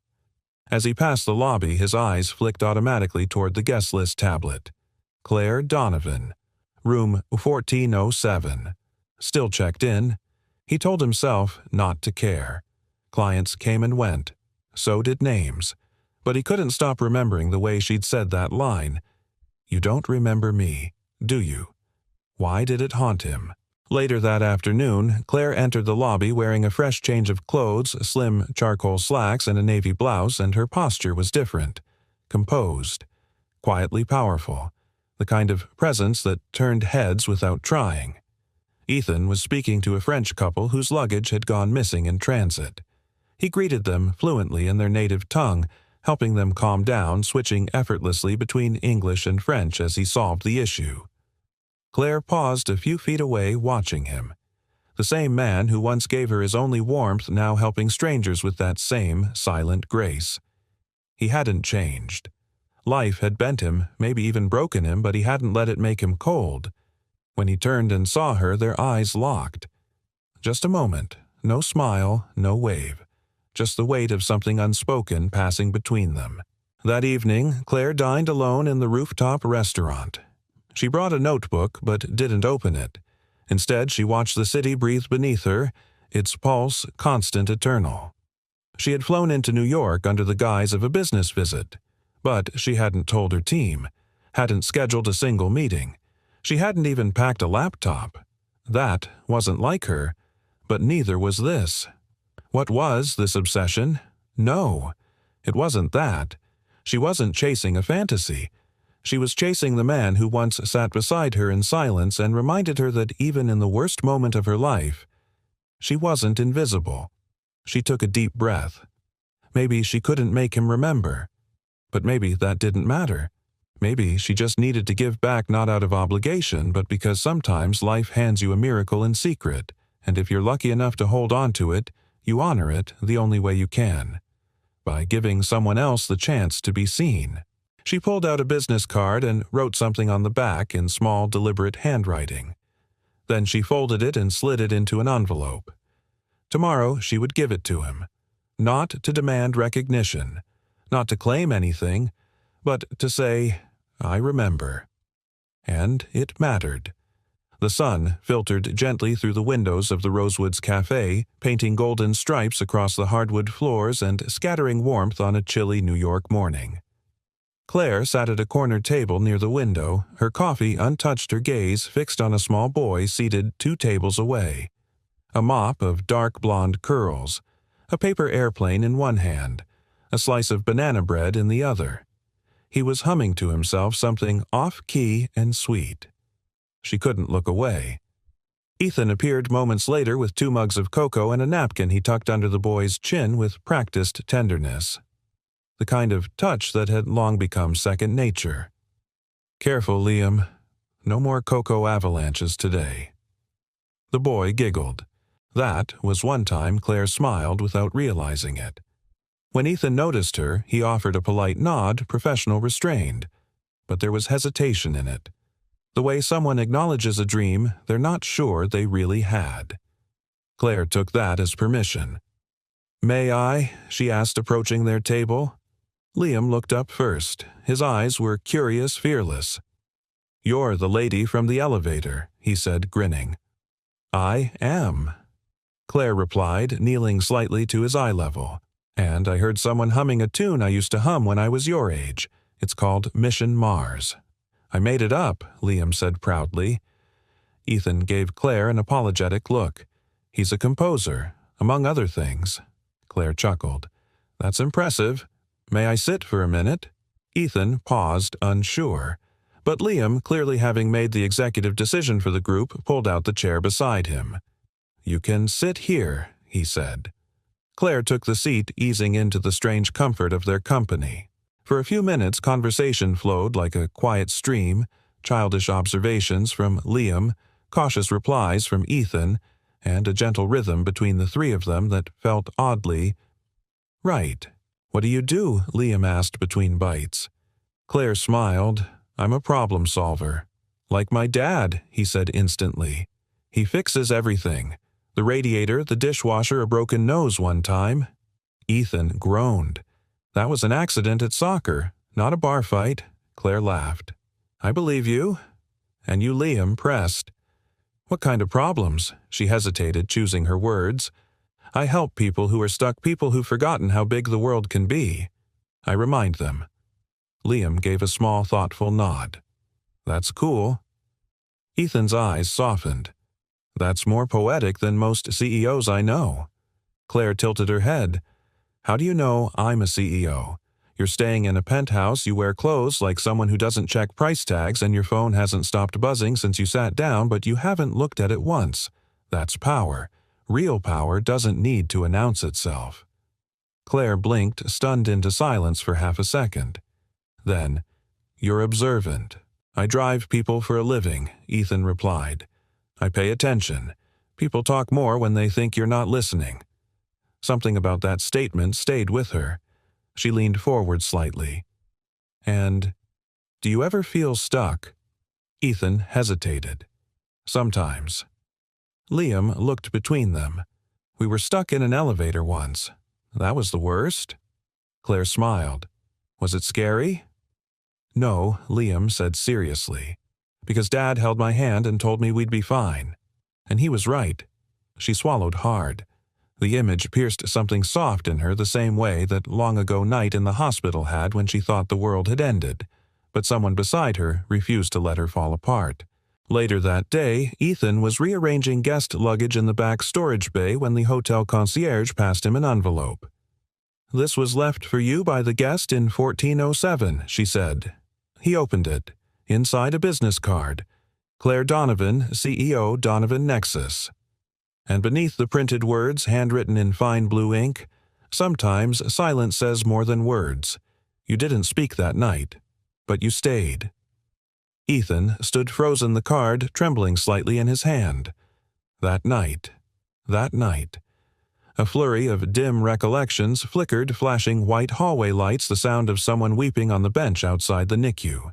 His own grief a raging sea. He'd sat next to her, not to fix her, just to be there, because she looked as lost as he felt. He hadn't known her name. He never expected to see her again. Back in her suite, Claire lay awake with the city blinking beneath her. She didn't expect him to rush in with gratitude or sweeping declarations. That wasn't what she was here for. She just wanted him to know it mattered. That the man who gave, without asking, who sat in silent solidarity while her world fell apart, he had saved her. And now, if fate allowed, she wanted the chance to return the favor. Not out of obligation, but out of the quiet, profound truth that sometimes the people who once held your broken pieces eventually deserve someone to hold theirs. Tomorrow she would see him again, not as the girl from the past, but as the woman who had finally found the man who once saw her before she knew how to see herself. The lobby was quiet the next morning, sunlight filtering through the high windows like warm honey. The hustle hadn't yet begun, no guests in line, no ringing phones, just the low hum of city life beginning to stir. Ethan stood near the front desk, organizing a clipboard, trying and failing not to glance toward the elevator. She hadn't come down yet. He told himself he wasn't waiting, that the business card she left yesterday was just an echo of a forgotten moment. But truth had a way of sitting in your chest like weight, heavy, unrelenting. The memory was surfacing now whether he wanted it to or not. That hospital hallway, the blue-tinged lighting, the antiseptic chill, his hands trembling after hours of pacing, of praying. His wife, Samantha, was in labor. Complications. Premature. He'd gone to the hallway to breathe, to not fall apart. And there she was. A young woman, folded in on herself at the end of a bench face buried in her hands, shoulders shuddering with the kind of grief no one can fake. Something in him had known instantly that her world had just shattered. He hadn't known what to say. So he didn't say anything.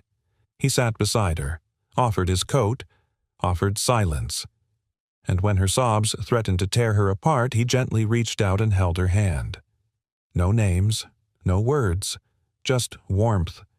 Ethan didn't hear the elevator ding behind him until Liam came running from the side hallway. Miss Claire, the boy, shouted. Ethan turned. She stood there in a simple ivory sweater and dark jeans, her hair pulled back casually, but her presence still lit up the room.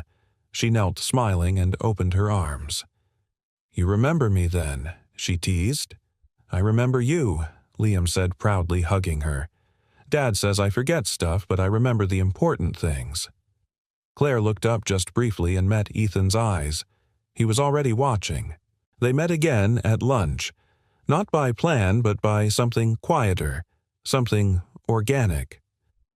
Claire had taken her laptop to the Courtyard Cafe, a quiet space tucked behind the hotel with potted trees and wrought iron tables. She hadn't worked at all. Her screen remained dark while her mind wandered. She didn't notice Ethan until he placed a glass of water on her table. She looked up. "Is this room service?" "No," he said. "Just thought you might need one." Her smile was slow, genuine. "Thank you." He sat across from her, an unspoken invitation she didn't question. For a moment, neither spoke. The rustling leaves and distant horns of New York filled the space between them. Then Ethan cleared his throat. "I remember you." Claire looked up, startled, not because she doubted he would, but because hearing it aloud felt like a key turning in a long-locked door. It was the maternity floor, he continued. "I was waiting outside the NICU. My wife, Samantha, was inside. We'd lost a baby before. This one was early, too. I went out to breathe and saw you on that bench." Claire's eyes shimmered. My mother had just died. Stage 4. It happened so fast. I didn't even have time to process it. You looked so small. Ethan said quietly. I didn't know what to do. You did exactly what I needed, she said. You stayed. No one else did. He looked down at his hands. I didn't even remember your face. Until yesterday. You weren't meant to, Claire replied, but I remembered everything. A breeze lifted the edges of her napkin, and for a second neither of them moved, just let the silence wrap around them like the night they once shared, wordless but not empty. I searched for you, she added. Years later. Not obsessively, just hoping one day I'd run into the man who reminded me I wasn't invisible. Ethan shook his head gently.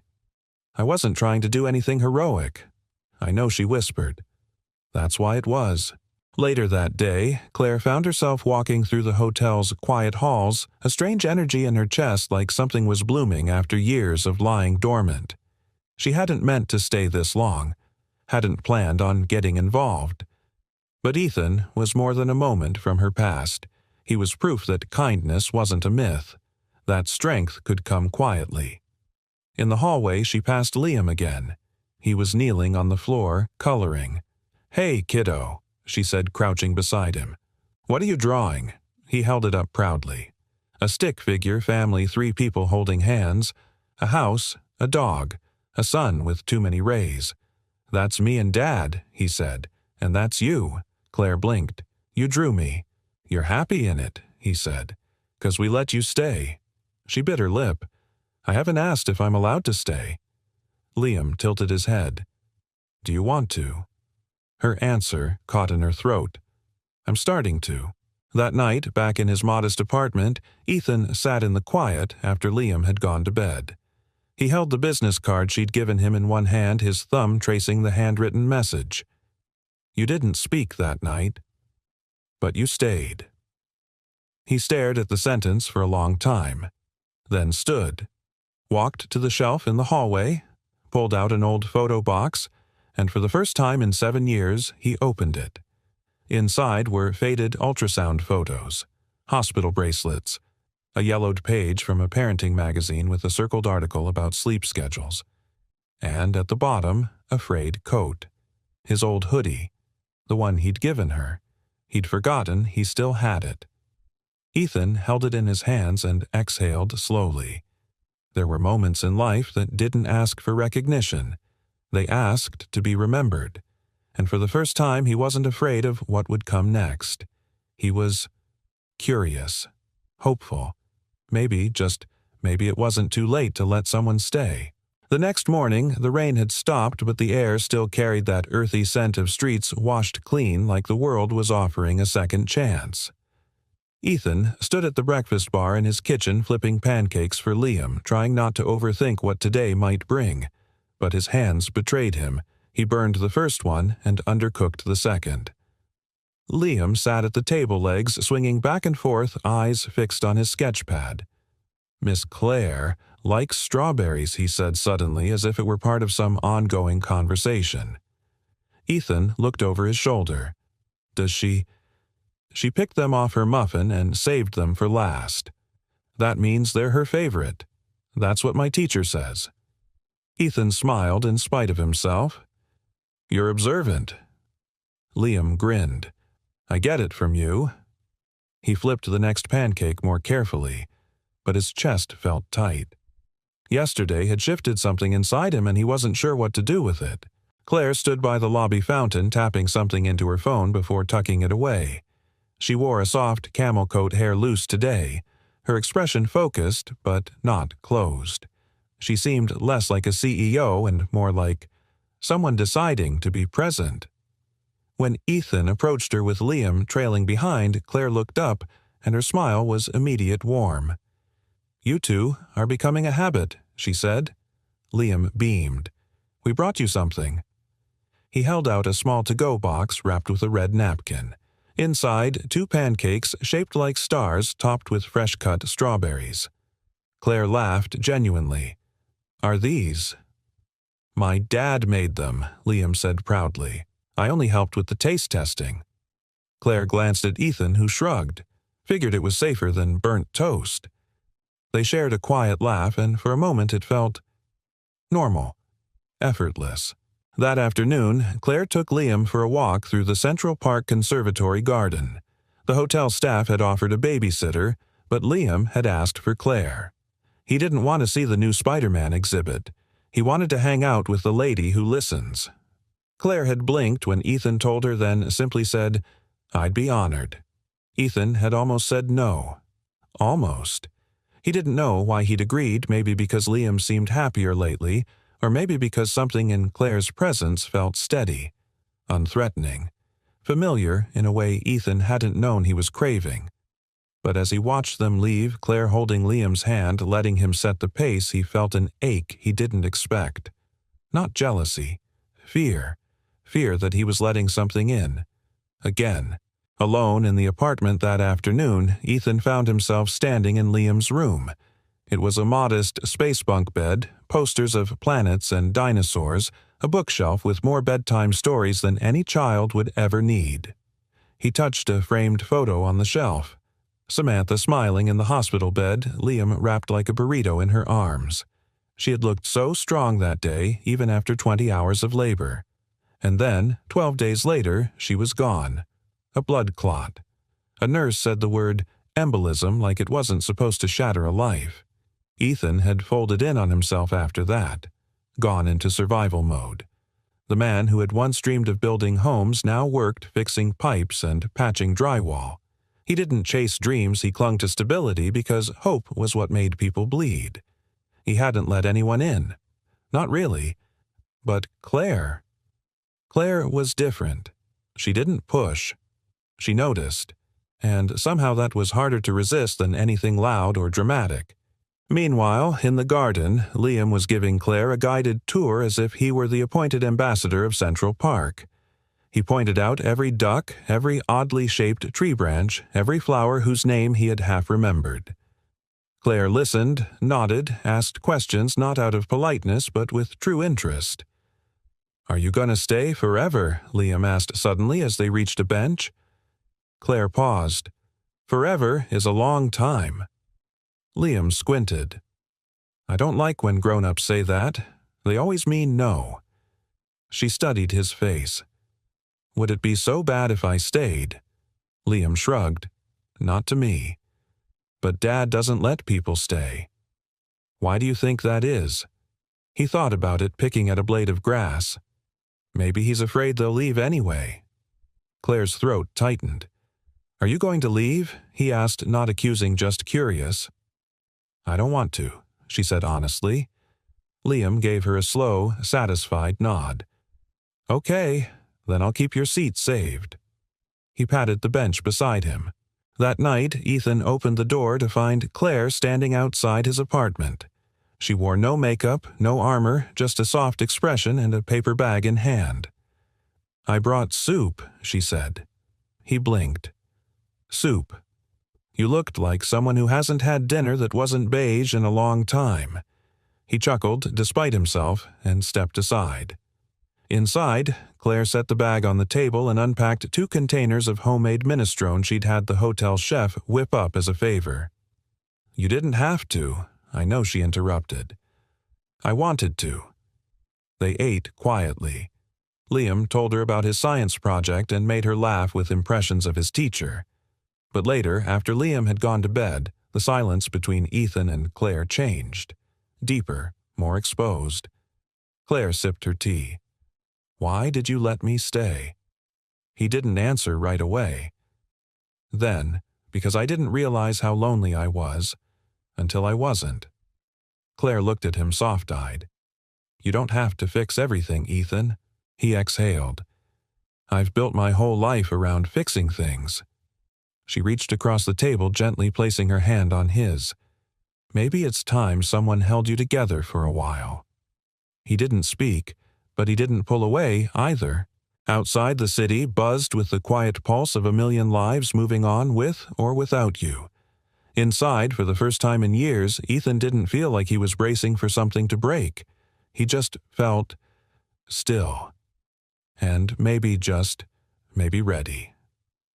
The city was alive with the soft hum of early evening traffic, slowing windows, glowing autumn leaves, stirring in sidewalk gusts.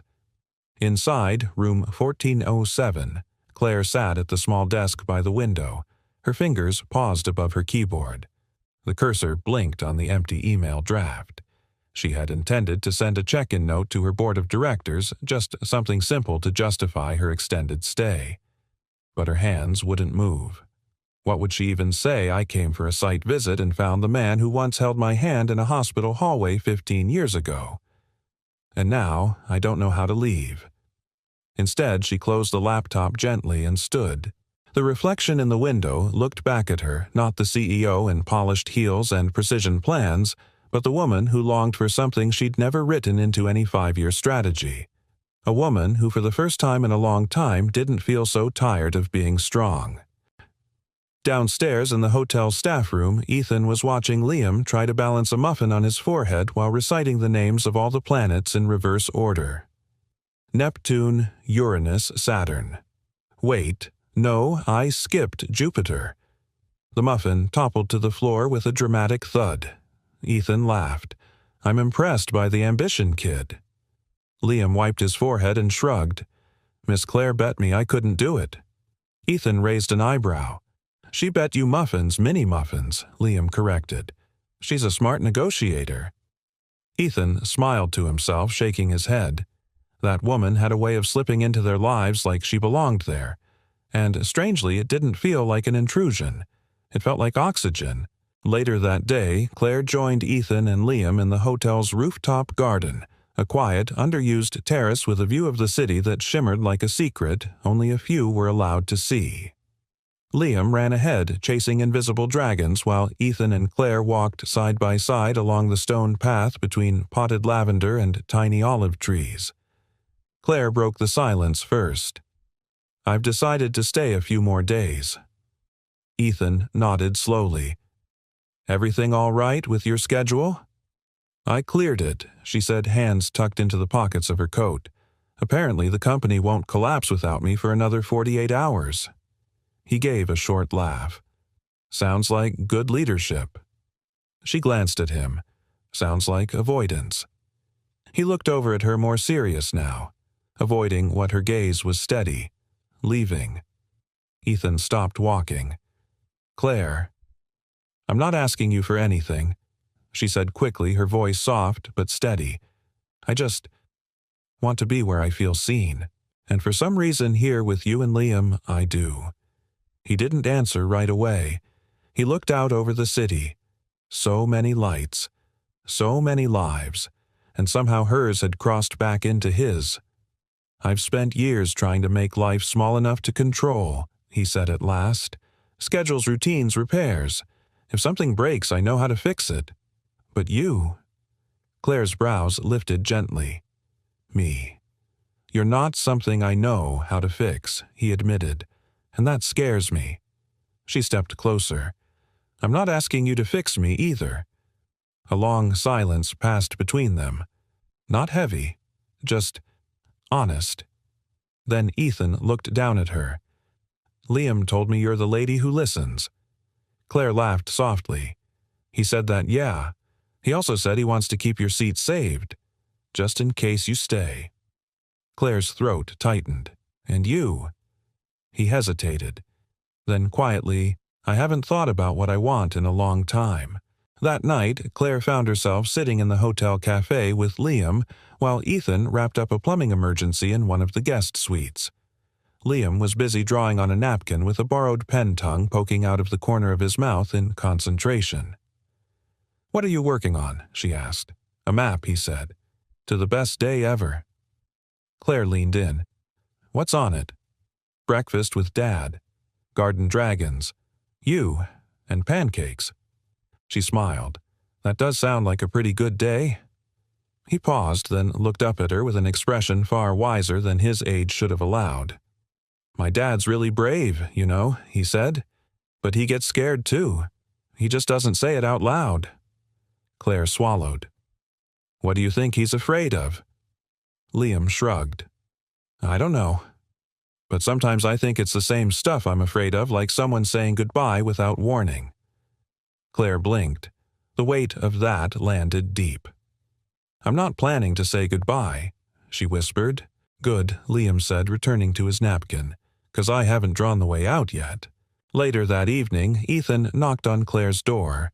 She opened it slowly, a little surprised. He looked conflicted. "I don't usually do this," he began. Claire waited, but I didn't want the day to end without saying something. She tilted her head. "What is it?" He shifted his weight. "I'm not good at letting people in. I don't know how to do that and still keep Liam safe. Or myself." Claire's voice was calm. "That's okay. I just thought you should know." He said, glancing at the floor, that I haven't let anyone get this close in years. She stepped forward. And yet, here I am. He looked up, met her eyes. "Yeah," he said. "Here you are." She didn't touch him, didn't kiss him, just stood there quietly present. And somehow, in that stillness, something opened. Not all the way, but just enough. Enough to let the possibility in. Enough to make staying feel less like a risk, and more like the beginning of something finally worth hoping for. The day began with light spilling into the city like forgiveness. Central Park glistened with dew, and the streets, still damp from the night's drizzle, shimmered under early sunlight. Claire stood in front of her mirror, hands paused over her earrings. Her reflection looked calm. But inside, something trembled. Today was Liam's birthday. She hadn't planned to be here for it. She hadn't planned to still be in this hotel. But somehow, over the past week, the days had softened around Ethan and Liam like petals folding inward. And she wasn't ready to leave. Not yet. She had an idea. A simple one, but from the heart. A surprise. At the hotel, Ethan had just finished fixing a jammed door on the 11th floor when he noticed the time. 1:07 p.m. Liam should have been back from school by now. He headed to the front desk expecting to see his son waiting with a snack or doodling in the corner like always. But Liam wasn't there. "Hey, have you seen my son Ethan?" asked the concierge. The woman looked up. "Liam. Oh, I thought Claire had picked him up today. She said it was prearranged." Ethan's heart dropped. "She what?" "She said you two planned something for his birthday." He didn't hear the rest. The world around him blurred as adrenaline surged through his chest. He pulled out his phone and called Claire. No answer. Again. Voicemail. By the third ring, panic tightened its grip. He bolted for the staff elevator. Claire and Liam were walking through the Met Museum's Temple of Dender exhibit hand in hand. Claire had arranged for a small private guide to show Liam around the Egyptian artifacts, and the boy was bouncing with excitement. "This is awesome," Liam said, eyes wide. "Dad's gonna freak when he hears I saw a real mummy." Claire grinned, but worry crept at the edge of her thoughts. She had texted Ethan earlier, told him about the plan. Maybe she should have double-checked. Maybe her phone buzzed in her coat pocket. 6 missed calls, 3 voicemails, all from Ethan. Before she could press play, the phone rang again. She answered. Ethan. "Where is he?" His voice was razor-sharp. Raw. "Liam. He's with me. You took him. Without telling me. Are you out of your mind?" Claire stopped walking. Liam paused beside her, sensing something shift. "I left you a message." "I thought you thought what Claire? That it's okay to take someone's kid without clear permission, that it's your place to make that call." Her voice lowered. "I just wanted to make his birthday special. I didn't mean to. Don't bring him back to the hotel. Meet me at the cafe on 72nd and Columbus. Now." Then the line went dead. The cafe was almost empty when Claire arrived with Liam. Ethan was already there, pacing near the window, jaw, tight arms folded. Claire gently nudged Liam toward the counter. "Go pick out something. I'll be there in a minute." Liam nodded slowly and stepped away. Claire turned to Ethan. "Ethan, I swear I thought I was doing something kind. I wasn't trying to overstep." "You did overstep," he snapped. "He's my son. You don't get to decide what's good for him without asking me." "I tried. I left messages. I thought you saw." "You thought. That's the problem. His voice cracked then, just slightly. Claire's expression softened. "I'm sorry." He looked at her eyes filled with something deeper than anger. Hurt. Fear. "You don't get it," he said. "You show up and suddenly Liam's drawing pictures with you in them. He asks if you'll be at Thanksgiving. You bake muffins and make birthday plans and laugh like you belong, but you don't." "Not really." Claire's breath hitched. "You think I don't understand loss?" she asked, voice trembling. "You think I don't know what it means to let someone matter and then lose them without warning?" Ethan looked away, fists clenched. "I'm not going to leave him," she whispered. "Or you." "You will," he said more quietly now. "Eventually. People like you. You always leave. And Liam, he doesn't know how to recover from that. And I'm not sure I do either." Silence sat between them, thick as winter fog. Claire stepped forward. "Ethan," she said gently, "I don't want to fix anything. I just want to be here. But you're holding your whole life like it's made of glass waiting for the next shatter. I'm not the one breaking it." He closed his eyes. Tears pressed behind them but didn't fall. Maybe he murmured, "I just don't know how to let someone stay." Claire reached into her bag and handed him a small envelope. Inside was a folded paper. Liam's drawing from the other night. The one with the sun, the house, and 3 people holding hands. "I didn't ask for this," she said. "But I'd be lying if I said I didn't want it." She glanced toward the counter where Liam was still picking between 2 pastries, totally unaware of the emotional wreckage a few feet away. "I'll go if you want me to," Claire said. "I'll pack up tonight. But I needed you to know I wasn't playing a part. I wasn't trying to win anything." She paused. "I just wanted to belong somewhere again." Then she turned and walked to Liam. They left the cafe quietly. And Ethan, who had spent years mastering the art of holding everything together, felt something in him collapse. Not like a building, but like a dam. And the water behind it had a name. Claire. The hotel suite was unnaturally quiet that evening. Claire stood in the center of room 1407, her suitcase open on the bed, half filled, half abandoned. A folded blue sweater rested on top one she'd worn the day Liam spilled cocoa on her sleeve and laughed so hard he almost cried. She traced its sleeve with her fingers, then closed her eyes. How quickly something could start to feel like home. She moved slowly, methodically, placing books in a neat stack, zipping up toiletries, folding the photo Liam had drawn and tucked into her purse pocket. He had called it Our Team. Stick figures in front of a house with their names in blocky letters, Liam, Dad, Claire. The sun smiled in the corner. Her chest tightened. She'd promised herself she would never get attached without permission. And yet she had. Quietly, irrevocably, completely. She took a seat at the writing desk by the window and pulled a hotel notepad toward her. The pen hovered above the page. Then it moved. Ethan. I never expected to find you. I didn't come here searching for anything except closure. For years I've remembered that night in the hospital, the worst night of my life, and how somehow the presence of a stranger kept me from falling apart. You didn't ask my name. You didn't offer cliches or try to fix what was broken. You just stayed, and that changed everything. I wanted to tell you thank you. I thought that's all it would be.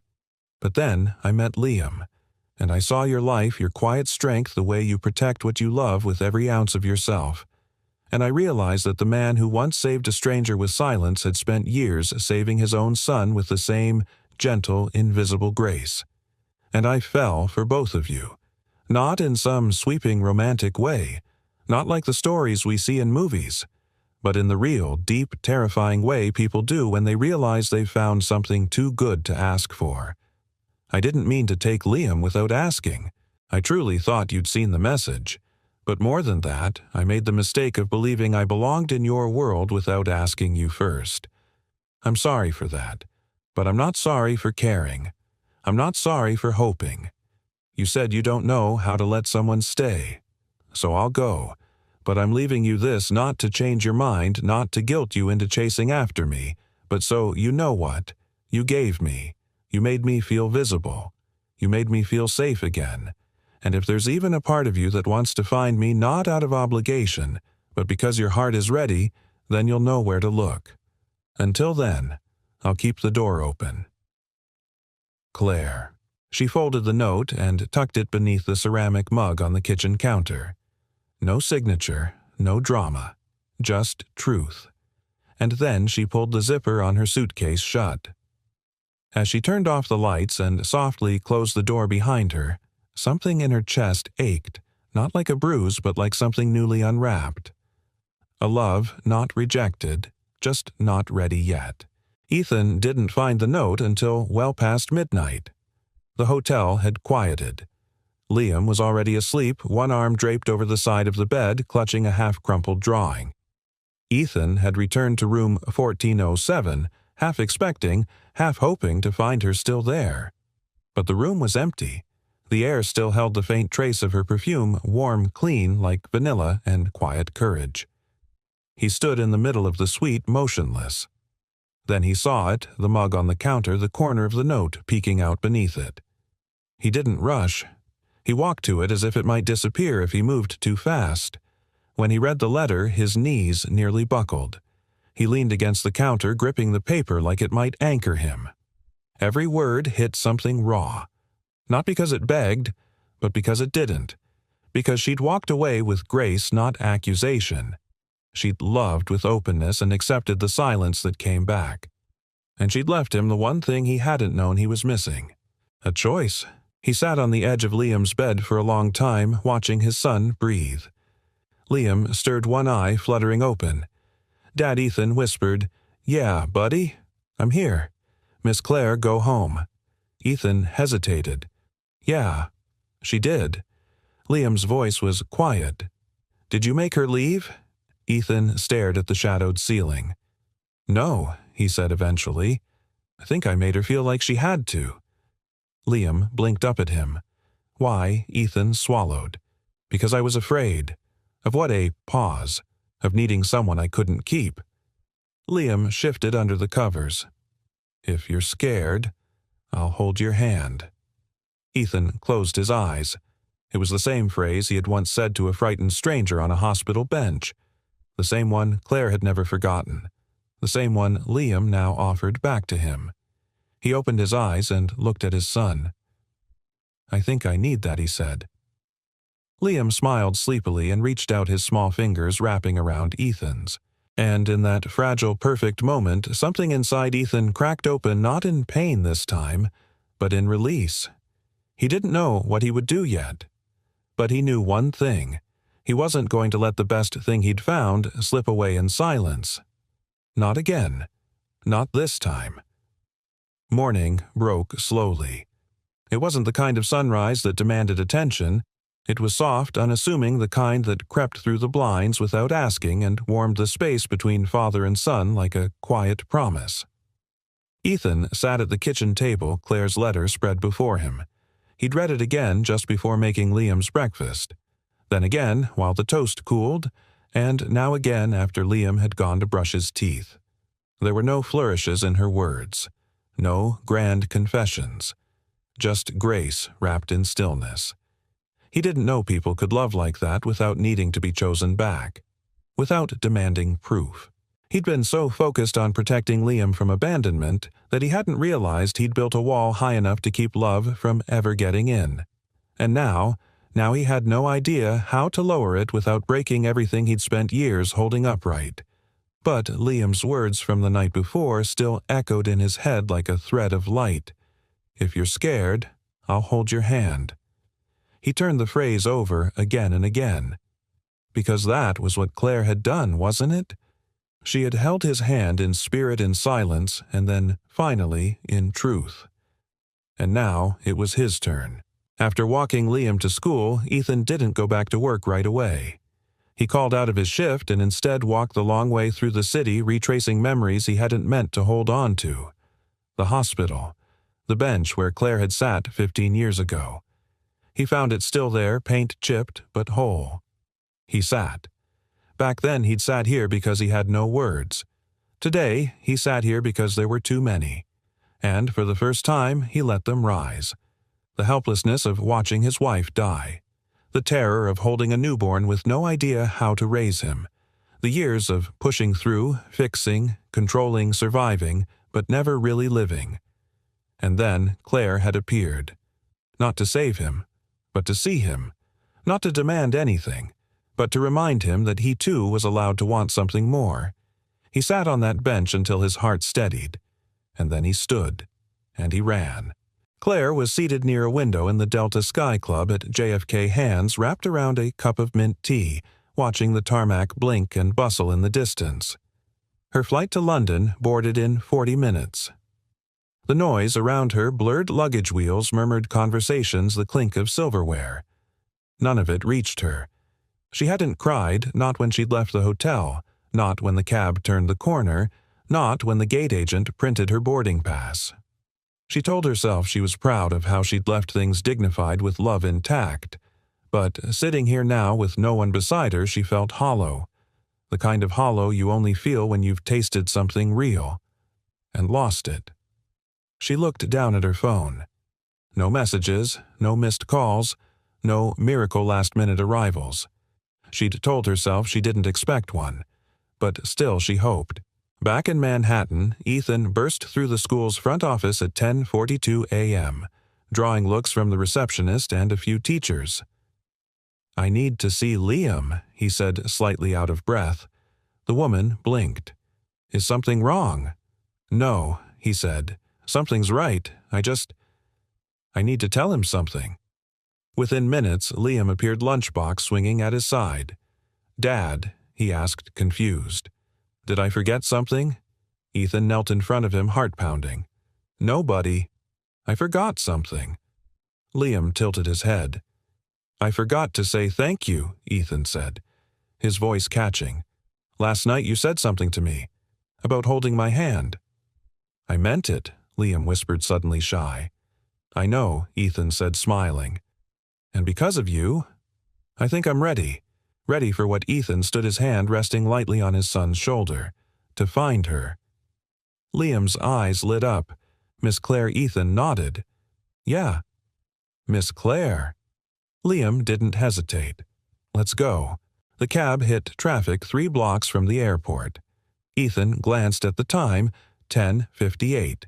Claire's flight boarded at 11:15. Liam kept bouncing beside him, peeking out the window like he could somehow will the cars to part. "She always waits at the window," he said suddenly, "when she's nervous." Ethan raised an eyebrow. "She told me," Liam said proudly. "She doesn't like being early to gates, but she likes to see the plane." Ethan laughed. "You really do listen." "I get it from you," Liam said, and it nearly undid Ethan. They sprinted through Terminal 4, dodging rolling luggage and startled travelers. At the top of the escalator near Gate 22, Ethan spotted her. Claire, hair tucked behind one ear, a book open on her lap, unread, staring out at the runway. His heart hammered. "Claire." She turned, saw them. For a second her face was unreadable, and then she stood. Ethan didn't slow as he approached. His voice was raw, breathless. "You said if I wanted to find you?" Her eyes shone. "I meant it." He stepped closer. "I was scared." "I know," she said gently. "So was I." He reached into his coat pocket and held up the folded drawing Liam had made, the one with all 3 of them, hand in hand under a crooked sun. "I've spent years afraid of letting someone stay," he said. "But you already did. And now, I want to stay with you." Tears welled in her eyes. "I don't want to fix anything," he added. "I just want to build something.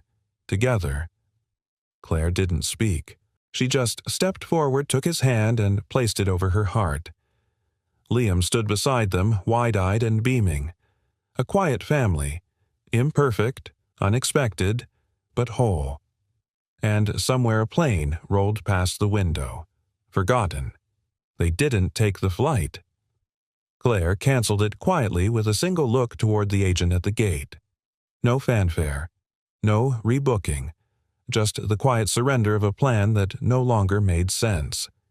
She had spent years living by itinerary, strategic timelines, investor calls, international hotel suites, But this moment at Gate 22 with 2 sets of hands folded into hers was the only appointment that had ever really mattered. Back in the cab, Liam sat between them, knees bouncing. "I thought we'd have to run faster," he said seriously, "like in the movies." Claire smiled. "You mean we didn't look cool enough? You looked like you were about to faint," he told his dad. Ethan laughed, an unguarded open laugh that filled the quiet space around them. Claire turned her face slightly toward the window, blinking hard. Not because she was sad, but because something in her chest, long frozen, was starting to thaw. When they arrived at Ethan's apartment, Claire hesitated outside the door. She'd been here once, but now it felt different. More real. Less borrowed. Like she had earned the right to step inside, but only if she still wanted to. Ethan caught her pause. "You okay?" Claire nodded, then looked up at him. "I don't want to force my way in." "You're not," he said softly. "You're being asked in." She looked at Liam, who grinned and whispered, "We saved your spot." That did it. She stepped inside. The apartment was simple, but lived in. Not picture perfect. A stack of clean laundry waited to be folded. Liam's toys were tucked into corners in soft rebellion against tidiness. There were family photos on the wall, Ethan with a much younger Liam, his late wife smiling from an old picture frame, sunlight caught in her curls. Claire took a slow breath. She wasn't replacing anyone. She wasn't erasing anything. She was being invited into something already good, just ready for more. Ethan brought her tea and sat beside her on the worn couch. The silence between them was no longer awkward, it was full, soft, heavy in a beautiful way. "You know," he said, after a long pause, "I always thought I was protecting Liam from pain by keeping people out." Claire turned toward him. "But the truth is," he continued, "I was protecting myself. From hope. From the kind of hope that doesn't come with guarantees." "I know that kind," Claire said quietly. "It's the kind that's only real when it's not promised." They looked at each other. No more explaining. Just truth. Quiet and mutual. "I missed you the second you left," Ethan admitted. "And I didn't even know I had the right to miss you." Claire smiled. "You didn't need permission." That night, Liam insisted they all bake something together. Claire offered suggestions, banana bread sugar cookies, but Liam had already decided. "Upside-down pineapple cake," he announced. Ethan blinked. "We've never made that. I saw it on TV. It looks happy." So they tried. They spilled flour, burned the first attempt, laughed so hard that Claire had to sit down at one point, tears of joy streaking her cheeks. Ethan stood at the stove with his arm around her shoulders as she wiped her eyes. Liam decorated the second cake with pineapple slices that looked like lopsided suns. "It's kind of perfect," he declared. Claire took a picture of the three of them holding the cake, Liam in the middle, beaming. It wasn't glossy, it wasn't curated, but it was real. And in that photo there was no emptiness, no missing piece, just wholeness. Later, when Liam had fallen asleep on the couch, Ethan carried him gently to bed. Claire followed, pausing at the door as Ethan tucked the blanket around his son's shoulders and kissed his forehead. He turned to find Claire watching. "He's lucky," she whispered. Ethan smiled. "I think I'm the lucky one." They returned to the living room. The apartment felt warm, more like a home than any place Claire had lived in years. She stood by the window, gazing out at the night. "I used to believe healing looked like forgetting," she said softly. "That to move forward you had to leave everything behind." Ethan joined her, their shoulders nearly touching. "And now?" he asked. She turned, eyes gleaming. "Now, I think healing looks like this. Letting what hurt you shape you, but not close you." Ethan reached for her hand. This time she didn't hesitate. "I'm still scared," he admitted. "So am I. But I think I want to be scared with you." Her smile was small but radiant. "Then that makes two of us who are finally brave." He leaned in, slow, careful. Their foreheads touched, a breath shared, And in the quiet of that night, without declarations or fireworks, something sacred unfolded. Not the beginning of love, but the return to it. In another room, Liam stirred in his sleep, unaware that just down the hall his world had quietly rearranged itself into something even better. Not perfect, but true, and for the first time in a long time, the air between all three of them felt like it was finally full of promise. 3 months later, the wind had turned cold again in Manhattan, curling through the streets with the sharp promise of winter. But inside the small apartment above 86th Street, warmth danced in the air, laughter the smell of cinnamon, the soft rustling of paper-wrapped presents being sneakily hidden in closets Liam wasn't supposed to open. The holidays were coming. Claire stood by the kitchen counter wearing one of Ethan's flannel shirts over leggings, her hair tied in a loose knot as she carefully placed handwritten tags on gifts. She didn't rush. She liked this part, the quiet, choosing the deliberate gesture. Nothing bought in a panic. Nothing hollow. In the living room, Liam was sprawled out with construction paper and markers working on a card for his Christmas homework hero, a new title he'd invented for Claire just that morning. Ethan entered from the hallway, rubbing his hands together to fight the chill. He watched them for a moment, unnoticed, the two people who had changed everything. "Okay," he said. "The tree lights are officially fixed." Again. Claire looked up and smiled. "I told you to stop letting Liam plug in every toy spaceship at once." Liam grinned. "They need backup power." Ethan shook his head in mock despair. "One day, you'll learn about energy bills." Claire crossed the kitchen and wrapped her arms around him. "Until then, we have backup love." He blinked. "That was corny. I stand by it." They both laughed, and for a moment time slowed. There had been 1,000 little moments like this over the past few months, cups of coffee shared before school drop-off dinners made side-by-side bedtime stories told by two voices instead of one. But none of it had been rushed or forced. It had been chosen, day by day, and that was what made it real. Later that night, snow began to fall. It started gently, just a few flurries tapping against the window before blooming into soft waves that blurred the edges of the city and made even the sirens sound distant. Claire and Ethan stood together by the window mugs of tea, warming their hands. "You know," she said, leaning into his shoulder, "I used to think love was supposed to be grand. Some big movie scene, a kiss in the rain, fireworks, applause." Ethan chuckled. "And now I think love is when someone remembers how you take your tea, or saves you the last bite of pie without saying anything, or watches the snowfall with you like it's the first time." He looked at her. "So, we're not getting applause." Claire shrugged. "We got Liam." "That's better." Across the room, Liam was curled up on the couch, head resting on a pillow, a book half-finished in his hands. He'd insisted on staying up to see the snow, but the warmth had gotten to him first. Ethan stepped forward, lifted his son gently into his arms, and carried him to bed. Claire followed, tucking the blankets over Liam's shoulders. As she leaned in to kiss his forehead, Liam stirred slightly. "You're staying right," he murmured. Claire looked at Ethan. Their eyes met, and in that glance was everything what they had feared, what they had fought, and what they had finally found. "I'm staying," Claire whispered. Liam's lips curled into a sleepy smile before he drifted back under. Back in the living room, Ethan lit a small candle on the windowsill. It had become their ritual. One light every night, like a quiet way of saying, "We're here." Claire joined him, slipping her hand into his. "Do you ever wonder how different things would have been?" She asked if we hadn't met again that day at the airport. Ethan nodded. "All the time." "Do you regret anything?" He shook his head slowly. "No, because every scar, every wrong turn, every year I spent afraid, brought me right back to you." She leaned her head on his shoulder.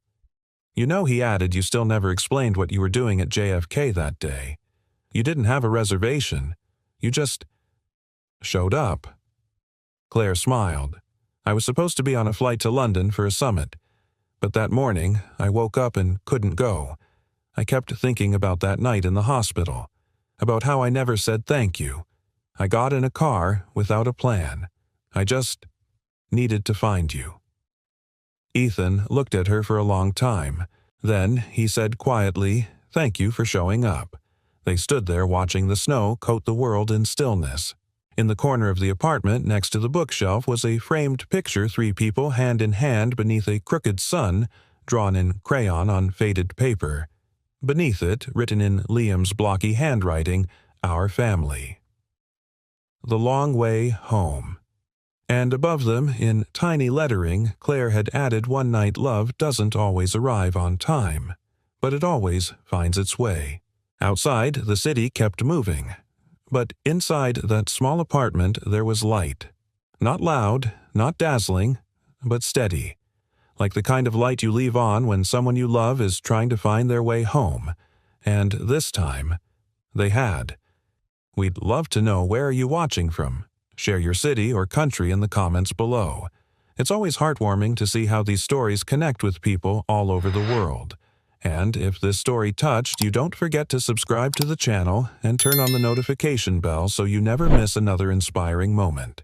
Thank you so much for watching. Your time, your presence, and your kindness mean more than you know. We'll see you in the next story.